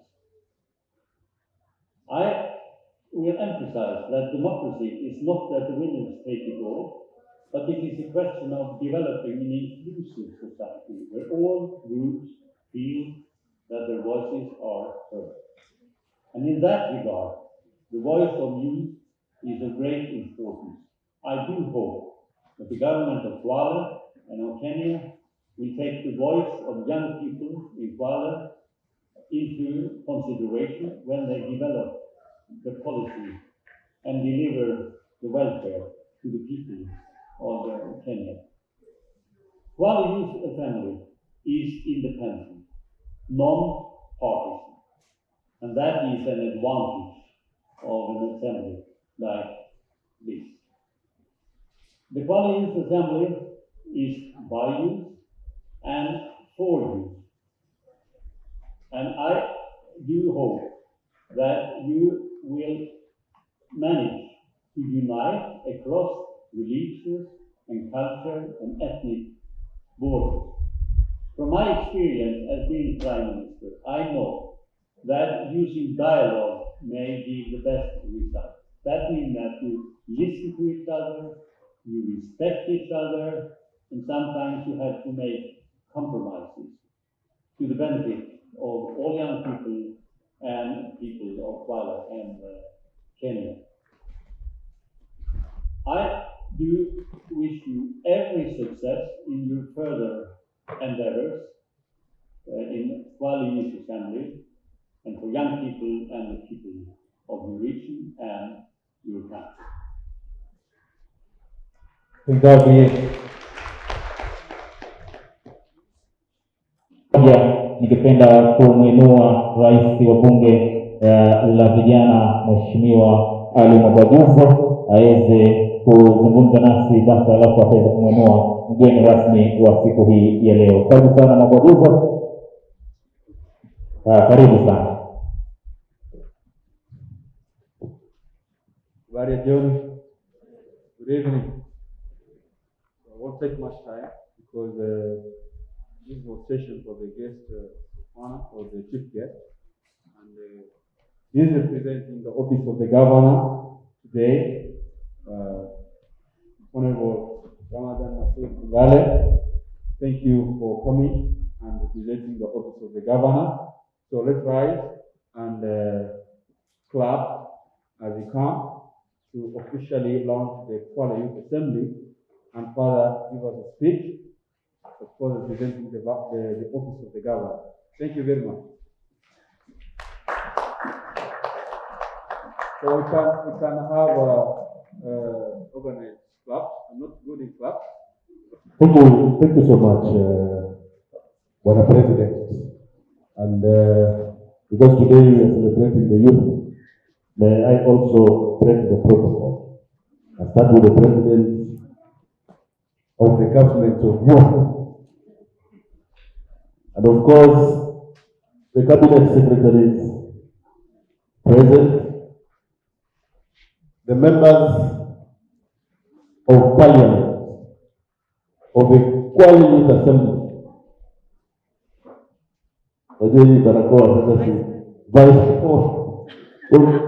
When you talk about the President and the Cabinet, automatically the Vice President gets it done.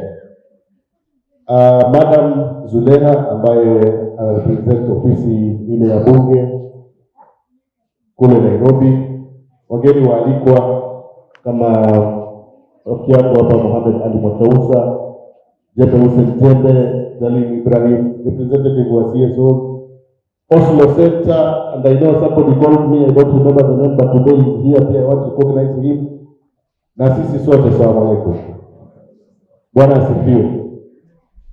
I am here today and I want to represent the three capacities that I have honorably, please. First, I am here to represent the governor of Kwale, or the governorship of Kwale, that is Salim Mvurya na deputy wake. Pili, I am here to represent the Department of Social Services and Talent Management, ambapo youth wapo ndani. Tatu, I am here to represent myself as Ramadan Masud Bungale, youth of Kwale. So I will speak distinctly on all these positions I have said. Kwanza kama governor, pili kama waziri, tatu niongee kama kijana, kwa sababu leo tunazungumza na vijana, na hawa vijana sio wa Makueni, ni vijana wa wapi? Wa Kwale. So on behalf of the governor of Kwale, I want to take this special opportunity kwanza to congratulate all the youth of Kwale, who in their wisdom and of course with the guidance of the organization that made this structure, have today decided to come and launch this very noble activity, very noble institution, the Kwale Youth Assembly. Na ni furaha ya mstahiki governor kwamba angekuwa aje hapa kwa sababu alipewa uanishi direct. Lakini kwa sababu ya shughuli ambazo hazingeweza kupingika, akatuma waziri wake aje amwakilishe. Na nafikiri juzi wakati tukiwa na conversation, an informal conversation with the president and the speaker of the Kwale Youth Assembly, they did not expect that today would be the guest of honor. But kwa uwezo wa Mwenyezi Mungu nimekuja hapa, and I'm very happy that I'm representing the governor, but at the same time later will represent myself. And I think it is in honor of the youth that the county government of Kwale set aside a department that is called Social Services and Talent Management. The idea here was to bring the issues of youth to a specific corner, to a specific department, that the issues of youth are going to be dealt with. And in line with that, so much has happened since 2013 up to now. With the Department of Education, with the Department of Trade, with the Department of Community Development, of Social Services and Talent Management, where the issues of youth are being taken care of. I think in Kwale here, every other person is aware of the bursary scheme that is given to the youth and the sponsorship program. Everyone is aware of the Biashara centers that are working in this particular county. Everyone is aware of the VTCs that are enshrined in the county government.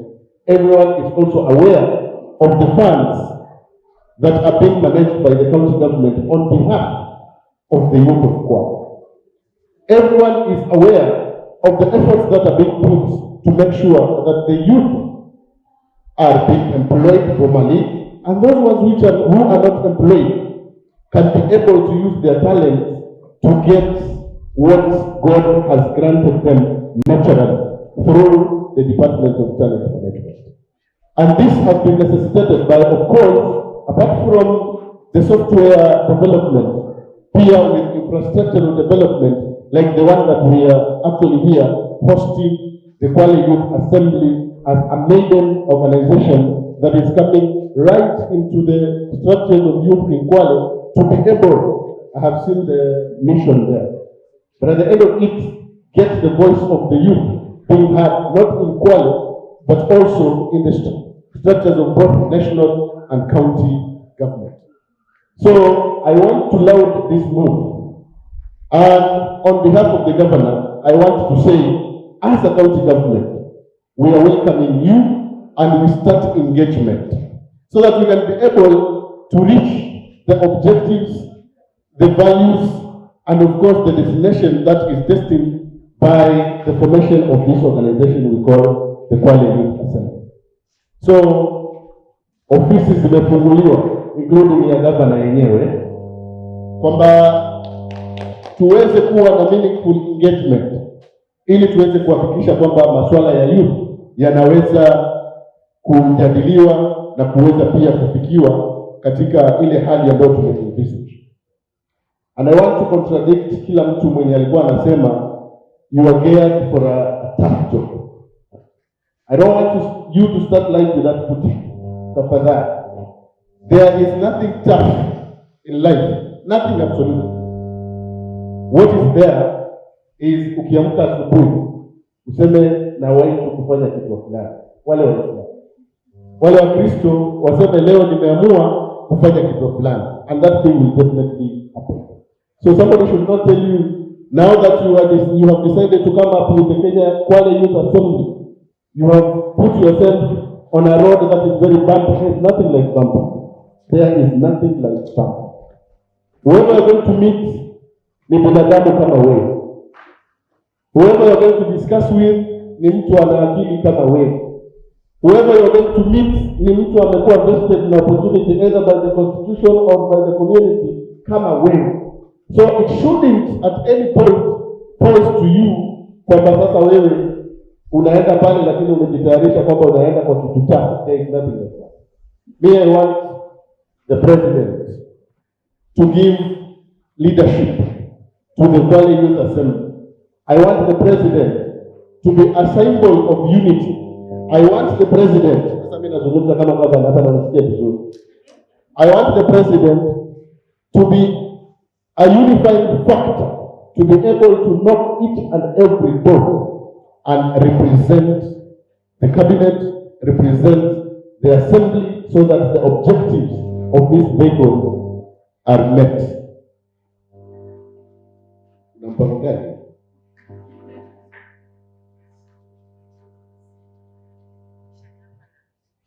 I want to challenge the president that, of course, you have two arms of government. You are having the assembly and you will be having the cabinet, the executive. I want to tell you that the executive can decide on something that the assembly are not comfortable with. The assembly will decide on something that the executive is not comfortable with. But what we are looking forward to is you to stand in between and be able to guide. And of course, know that you are having the whole manifesto, the whole mandate of the people who elected you, who require services out of the coordination of the two arms of government. So as you stand there, my friend, be steadfast. Know that you're already in a political environment. And politics is not bad. Somebody should not tell you politics is tough. It is actually politics that has brought some of us to this level. So it is not that. If you have managed it as the president, we are entrusting you that you can be able to manage, and I know you should be able, with proper coordination, achieve the objectives of the Kwale Youth Assembly. So, gonga mlango wa kila mtu, bora watu wako wapate huduma. Nenda national government, nenda kwa non-governmental organization, nenda kwa CSOs, every other person, for you to be able to get to that. Now, that's the end of the speech of the governor. I want now to talk as the CC in charge of youth in Kwale. In the years that have been the CPC in charge of youth of Kwale, I will testify that devolution in Kwale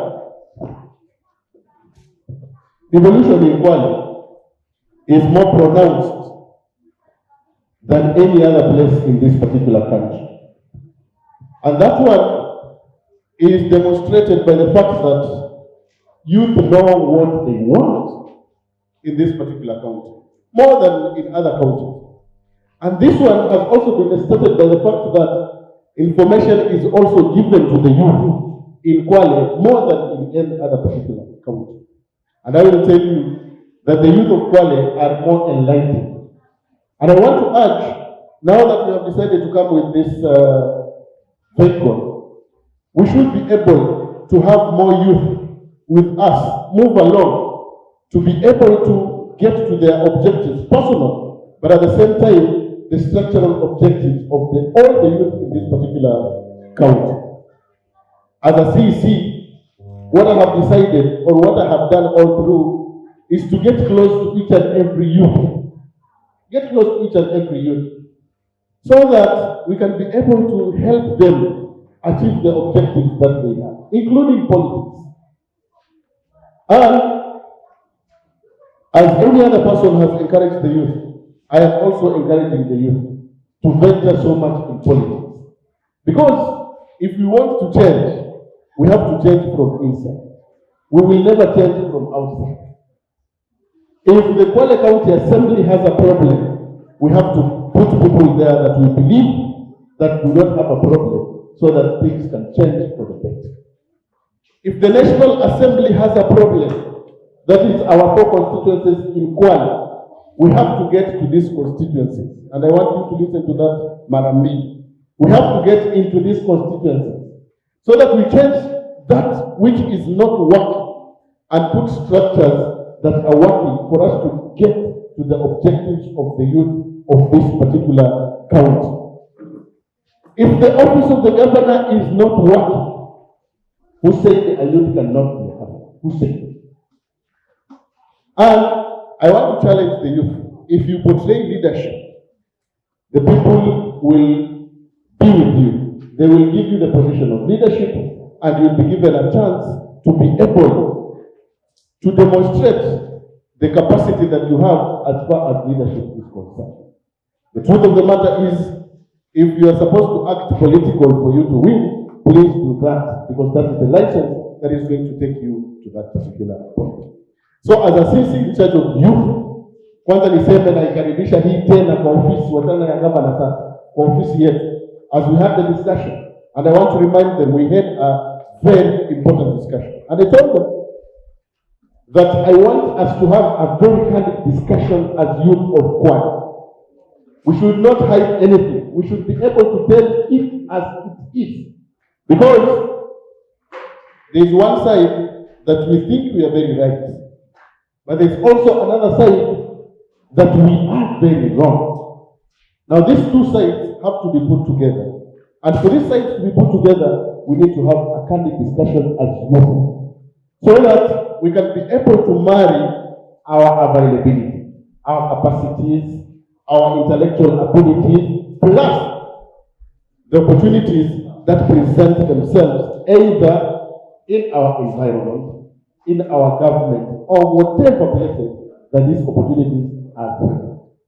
As representatives of the youth, I want you to go down and get a feel of each and every youth, so that you can be able now to come and sit down, craft policy, or crafted policy for you to be able to achieve the objectives of the youth. Because many times when we discuss about youth, we discuss about youth that we can be able to see, that we can be able to envisage, but I want to tell you there are youth down there who do not have information, or they are operating at a totally different level as some of the youth that are in Kwale.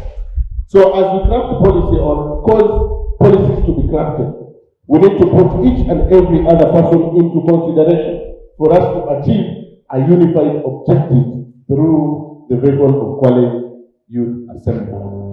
Finally, sasa hapa nataka kuongea kama kijana wa Kwale. Na nikiongea kama kijana wa Kwale, I want to demystify some facts. That differing on principle is very natural. Differing on principle is very natural. But differing on principle does not mean hate. Doesn't mean hate. It means that I don't agree with you. The problem with you is that they will differ in principle and also hate. So that a person who has a different thinking is your enemy totally. And I think that's the reason here somebody was saying, sisi ni maadui wa sisi wenyewe. That is very true. But the unbundling of that or the definition of that is that in life, people pursue their interests differently. And when I'm pursuing my interests differently and you're doing the same differently, that does not mean the two of us are hating. It means we have different schools of thought, which is normal. And they say, if you stay with somebody for 5 years in politics and you don't differ, one of you should be a fool. You stay with somebody for 5 years and you don't differ. Simply it means one of you is a fool. And being a fool is not being stupid. No. No, it's not being stupid. You're just a fool. So I am encouraging the youth to differ. And I know that you are now getting into an assembly, isn't it? The speaker and the president, I'm expecting them to differ. I don't expect them to be on the same page all the time. Otherwise, one of them would be, I have not said. Have I? And I'm saying that because the speaker will be seated there representing an assembly, isn't it? Representing an assembly ambayo assembly kazi yake ni tatu hii dunia. 1, legislation. 2, representation. 3, oversight. Oversighting who? Oversighting who? The executive, isn't it? So in their work, there should be a place where the two of them will differ. But that does not mean at any point that they will be effective. That doesn't mean so. So sisi vijana tuko na tabia hiyo ya kwamba leo because nimesimama hapa mimi nazungumzia kuhusu mambo ya Gavana Mvurya na Fatuma Achani, mwingine anazungumzia mambo yake tofauti. Anaona yule bungani we cannot sit and talk because basically yule ni wa serikali, mimi ni opposition, we cannot talk. Hivyo hatuwezi endelea. We can talk, but when it comes to politics, I want you to know that I belong to this side. And I also know that you belong to this side. That does not mean that we cannot do things together. That does not mean that you cannot come up with a venture that I can support as a person. That does not mean that mimi kama kijana siwezi kukusukuma mahali ukasaidika. It doesn't mean so. It only means that Mama Zuleha hapa kwa DM, hata kumkasha na usiku yeye atakuwa kwa DM, sio? Kila mtu anamjua hiyo. Lakini that does not mean that mtu mwingine wa Jubilee ama chama cha sisi kwa sisi hawezi kukaa chini wakafanya nini? Wakazungumza. And this is a challenge I am giving now to the new formed government. Government is different. Government has to make sure that zile vitu waliahidi kwa watu zinatendeka. Zile manifesto zenye ulifanya kuzitumia kupigiwa kura zinatendeka. By all means necessary. Ziwe zinafanya nini? Zinatendeka. So vijana mimi nawaambia, there is no cause for alarm. There is no cause for vijana kukosana katika kaunti ya Kwale. Because the opportunities that the national government is presenting to Kwale, the opportunities that the county government is presenting to Kwale are opportunities that we have no choice but to take advantage of. And for us to take advantage of, we need to stand as a house, kama vijana, kama nyumba ya vijana hii ambayo tumeitengeneza kama Kwale Youth Assembly, tuhakikishe kwamba tunaishi katika yale maadili ambayo yako pale, ili tuweze kuhakikisha kwamba tunaweza kupata zile nafasi ambazo ziko visit. And I talked with the speaker and the president in my office, and I was asking them, if we talk about inclusivity, for example, and talk about vijana wametengwa, for example, this is a song that we have sung since 1963 mpaka sasa. But since 1963 mpaka sasa, Uhuru ni president, sio? Ruto ni deputy president. Mama Zuleha, she's no longer youth, she's the women rep. Two issues are coming. One, are we saying that this is just a fallacy for those who are not in opportunity? or ni ukweli vijana wanatengwa? Number one. Number two, nikawauliza, je, kijana anatengwa tu wakati hajapata opportunity, na akipata opportunity inakuwa yeye hatengwi tena na historia kwamba vijana wametengwa inaisha? Nikawaambia siku moja nitakuja nikae na nyinyi sasa tuzungumze kuhusu vijana. And I tell you the other side of vijana also. Some of us are not sincere. And I want to end my speech there with that word, that some of us are not. Thank you very much, na Mwenyezi Mungu atubariki. Asante sana. Naona sasa kwani narudishwa kwa president. Kwa hivyo tunaenda katika ile zoezi la kuweza ku-launch rasmi. Kwa hivyo president nadhani ndio atakuwa anaongoza, na vile vile mheshimiwa mgeni rasmi wa Mbaraka Masud Kwale, mwakilishi wa kina mama Zulema, brother Machausa, CFO Mr. Kasoa, Deputy President tafadhali sasa speaker. Tunapata sasa hivi ni katika ile official launching ya Kwale Youth.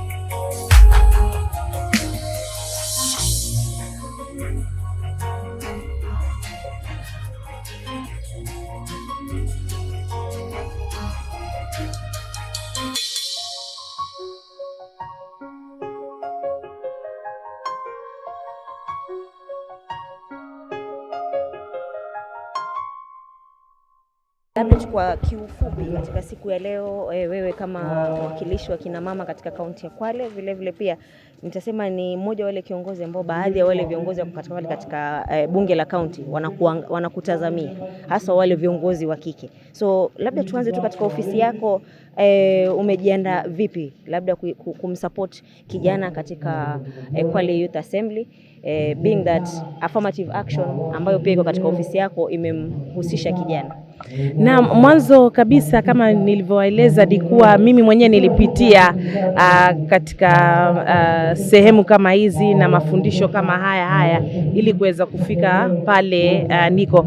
Kwa hivyo kwanza mimi mwenyewe kwa hapa katika hii kongamano tayari ni njia ya kuwaunga mkono, na nimeambia niko hapa wakati wowote wakiwa wanataka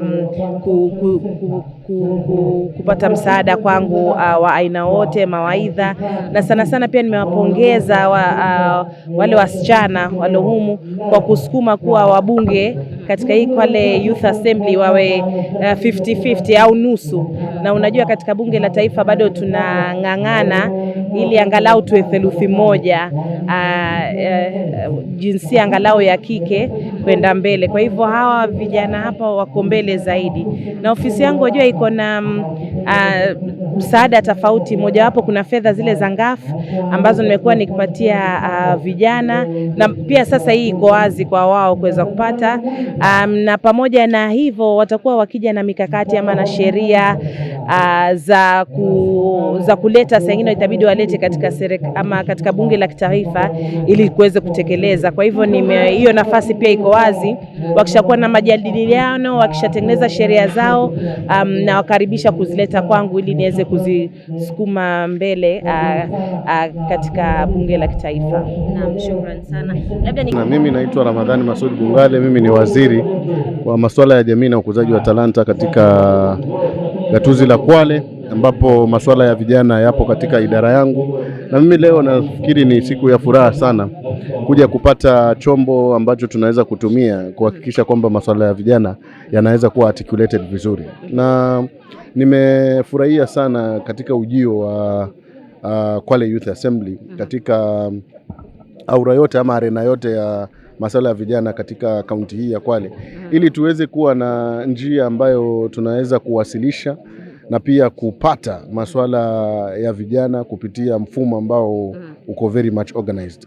Lakini pia nataka kuwapatia changamoto watu ambao wamechaguliwa, ambao leo tumeweza kuwazindua rasmi wa Kwale Youth Assembly, kwamba wako na jukumu la kuhakikisha kwamba kila kijana ambaye yuko katika kaunti ya Kwale hii anaweza kuhusishwa kupitia chombo hiki, kwa sababu kikiwa ni Kwale Youth Assembly ambayo kina cover kaunti nzima, ni kwamba wale ambao wamewachagua watakuwa ni wale vijana ambao wanatoka katika kaunti hii.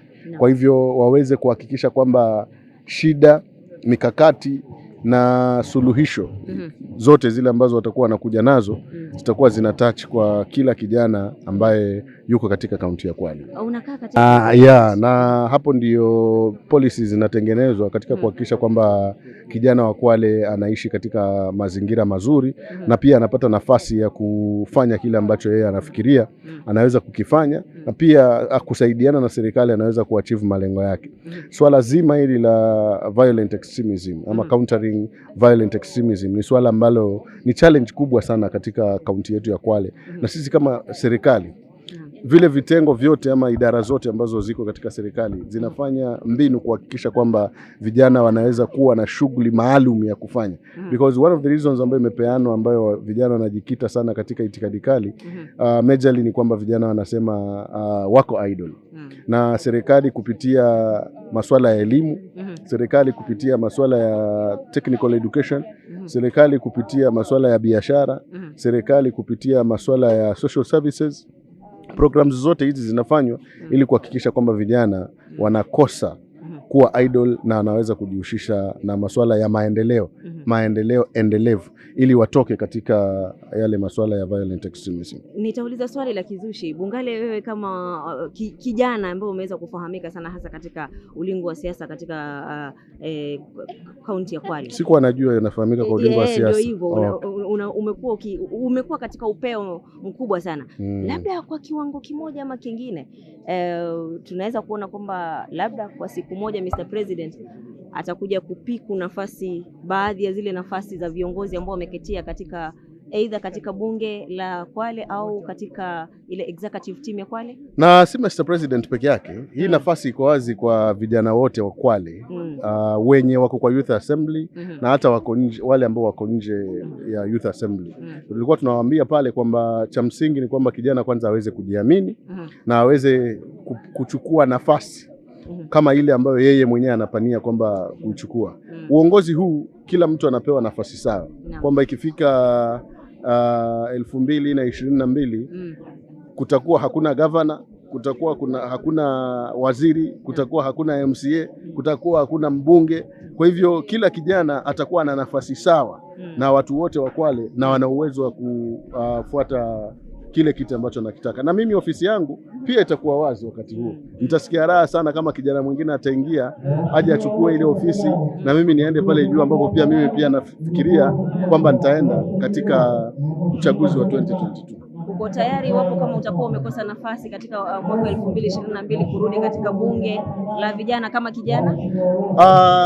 Kijana, miaka ya kijana nafikiri mimi imenipita. Imekupita. Ni kijana tu kwa sura na muonekano, lakini mimi nitakuwa nafuatia mambo mengine zaidi.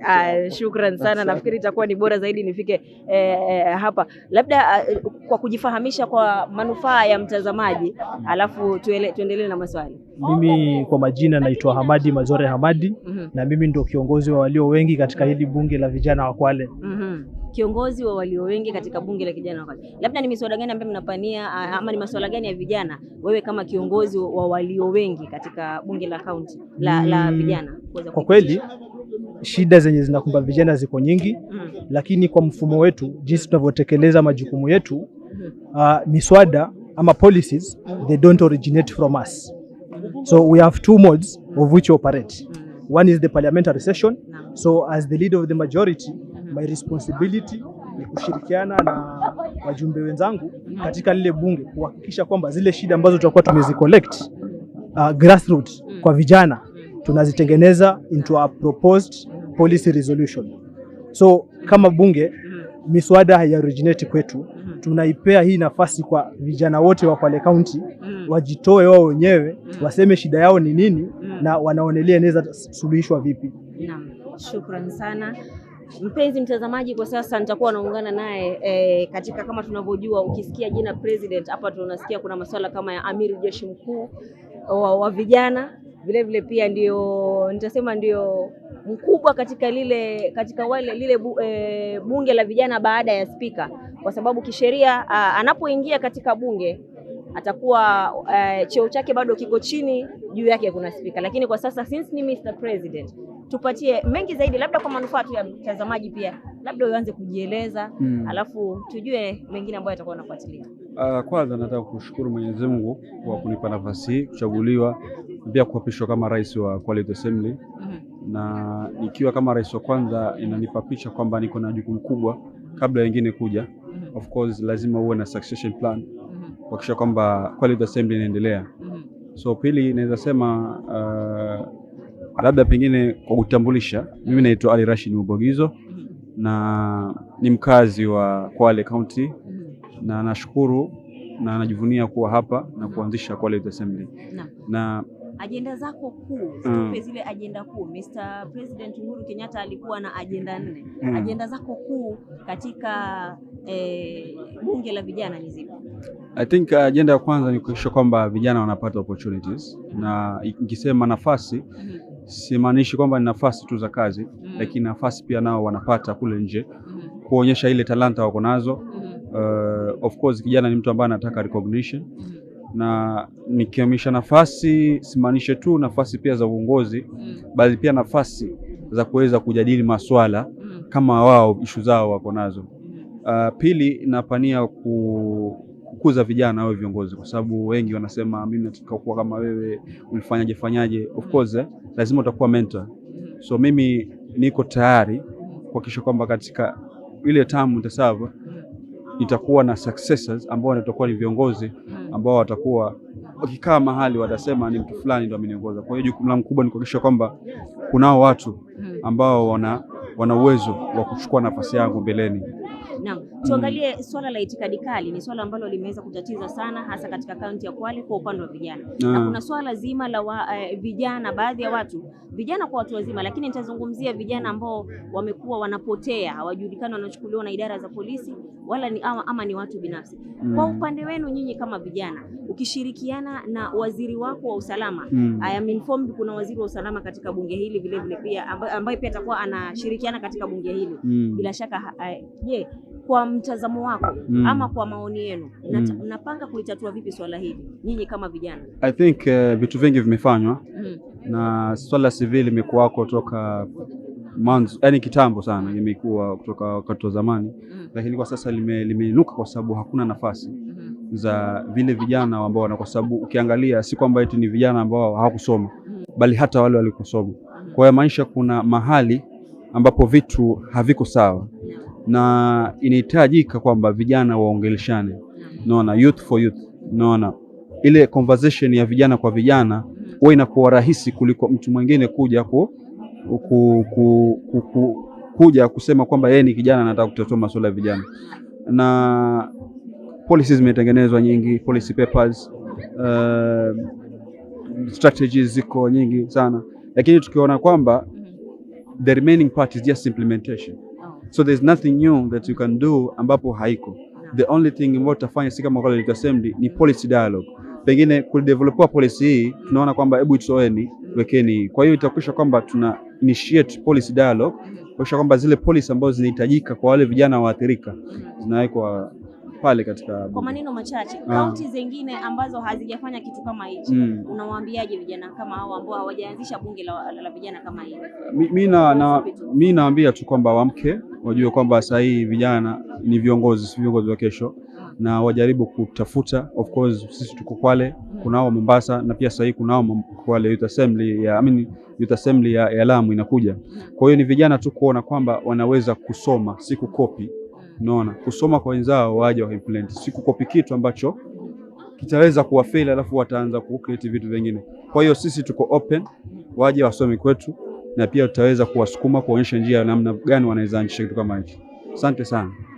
Shukrani sana. Kwa majina naitwa Halima Mohamed na mimi ni kijana wa Kwale County na I'm the Deputy President kwa bunge hili la vijana. Nafasi yako kwa sasa, na I want to first congratulate you as a woman. Thank you. As a lady, as a girl being in this forum. Nafasi yako labda tu kwa ufupi kwa watoto wa kike. Kwa watoto wa kike ni nafasi yangu kwa watoto wa kike, ningesema kwamba ni mwanzo kuempower, kwa sababu watoto wa kike wana uwezo wa kuwa viongozi na wana uwezo wa kuongea wakasikika, lakini tatizo ambalo linatukumba sisi vijana wa Kwale ni ile lack of empowerment. Tuko na ule uoga wa kujitokeza na kuzungumza. Sasa mimi nafasi ambayo nitaichukua haswa kwa vijana wenzangu ni kuwa empower na kuhakikisha kwamba kila mwanamke ameweza kuzungumza na kuongea maoni yake kwa table ili aweze kusikika na kusaidia jamii. Okay, shukrani. Kwa majina naitwa Lucky Kadingo na hudumu kama spika wa bunge la vijana la Kwale County. Labda tukianza kwa sasa, kuna bills zozote ama miswada yote ambayo labda mumepania kuanza kudeal nayo ama bado? Hapo nyuma tumekuwa tukiconcentrate na capacity build our members before the launching, na leo kama mlivyoshuhudia ndio viongozi wa Kwale Youth Assembly wameweza kula kiapo cha ofisi. Kwa hiyo leo ndio rasmi tumeweza kupewa nguvu za kutekeleza majukumu yetu. Hivi karibuni ndani ya huu mwezi unaokuja tutakuwa tunaanza first policy cycle, na tunatazamia by the end of it tutakuwa discuss bills kadhaa na kuja na resolutions kadhaa, yani njia gani bora tunaona zikitumika kijana wa Kwale na kijana wa Kenya nzima anaweza kufaidika na anaweza kuridhika na hizo njia. Ndani ya bunge labda kwa haraka tu una wabunge wangapi? Ndani ya bunge niko na wabunge 45. Kati ya wabunge 45, 23 wakiwa wabunge wa kiume na 22 wakiwa wabunge wa kike. Shukran sana, na nafikiri popote pale labda una usemi gani kwa vijana wengine ambao hawajafikiria kufanya jambo kama hili katika kaunti zingine? Kwa vijana wengine Kenya kwa jumla, ningependa kuwasihi walikumbatie hili wazo, kwani ni nafasi ambayo tumepewa kwenye katiba ya Kenya mwaka 2010. Hili wazo linaweza kumpa kijana nguvu ya kufanya public participation na kuja na mapendekezo. Hatuwezi kaa kila siku tukilalamika kuwa wakifanya public participation zao wanatutenga na hatuji na njia mbadala, yani vipi tutajumuika. Kwa hiyo tunaweza conduct public participation zetu na tukakuja resolution zetu na tukawapelekea na kuwaomba wazizingatie. Asante. Na mimi kwa majina yangu naitwa Abdalla Rama Gatana, lakini kwa leo nimevaa vazi la Honorable Gatana kutoka ward ya Bongwe Gombato ambayo inapatikana Msambweni sub county ndani ya Kwale County. Kwa hakika haikuwa zoezi rahisi sana kupitishwa na kuchaguliwa kuwa mbunge wa ile eneo, kwa sababu walikuwa wanatakana watu wawili na vijana wote wa Bongwe Gombato. Nikabahatika kuchaguliwa kama kinara wa kusimamia Bongwe ile. Mimi naweza sema kutoka nilizaliwa kiongozi, na paka kufikia hapa naweza sema najivunia na kusema kwamba kile Mungu ambacho alikusudia kwangu kinaonekana. Kitambo nimechaguliwa na wengi kusimama hapa, basi moja kwa moja inaonyesha njia ya uongozi. Ningependa tu kuambia vijana wenzangu, tuko na changamoto kubwa, na viongozi wengi wanaposimama hawana watu wa kutukana isipokuwa vijana. Tunadhalilishwa licha ya kwamba sisi ndio tumetawala hii Kenya kwa asilimia kubwa. Mimi nawaambia watu wangu wa Bongo Gombato, vile vilio ambavyo tumekuwa navyo vya kuwakilisha malalamiko yetu, labda hoja zetu na maoni yetu kwa viongozi, lakini hazipati nafasi kusikika. Mimi nitaitumia platform hii vizuri. Takuwa ni mwenye kufika kule mashinani, kuchukua kila sauti ya kijana, niweze kuiwakilisha katika bunge hili ambalo tumelichagua la vijana. Na tukumbuke kwamba si bunge tu la vijana, lakini ni bunge ambalo linaweza kukutanisha wabunge ambao ni sisi wa vijana na wabunge ambao wamechaguliwa katika county assembly ya Kwale, ili kuweza kuwakilisha malalamiko yetu. Na pia katika zile public participation ambazo ni sehemu za sisi kupeana malalamiko kulingana na katiba ya Kenya, basi nitaitumia nafasi ile vilivyo kuhakikisha kwamba inapofika wakati wa validation, ile miradi ambayo sisi tutakuwa tumeipitisha kama vijana inaweza kufanywa kazi. Maana mara nyingi kwenye public participation utapata department ya vijana imesauliwa, hakuna kitu, hata pesa labda ya kuwasupport kibiashara hakuna.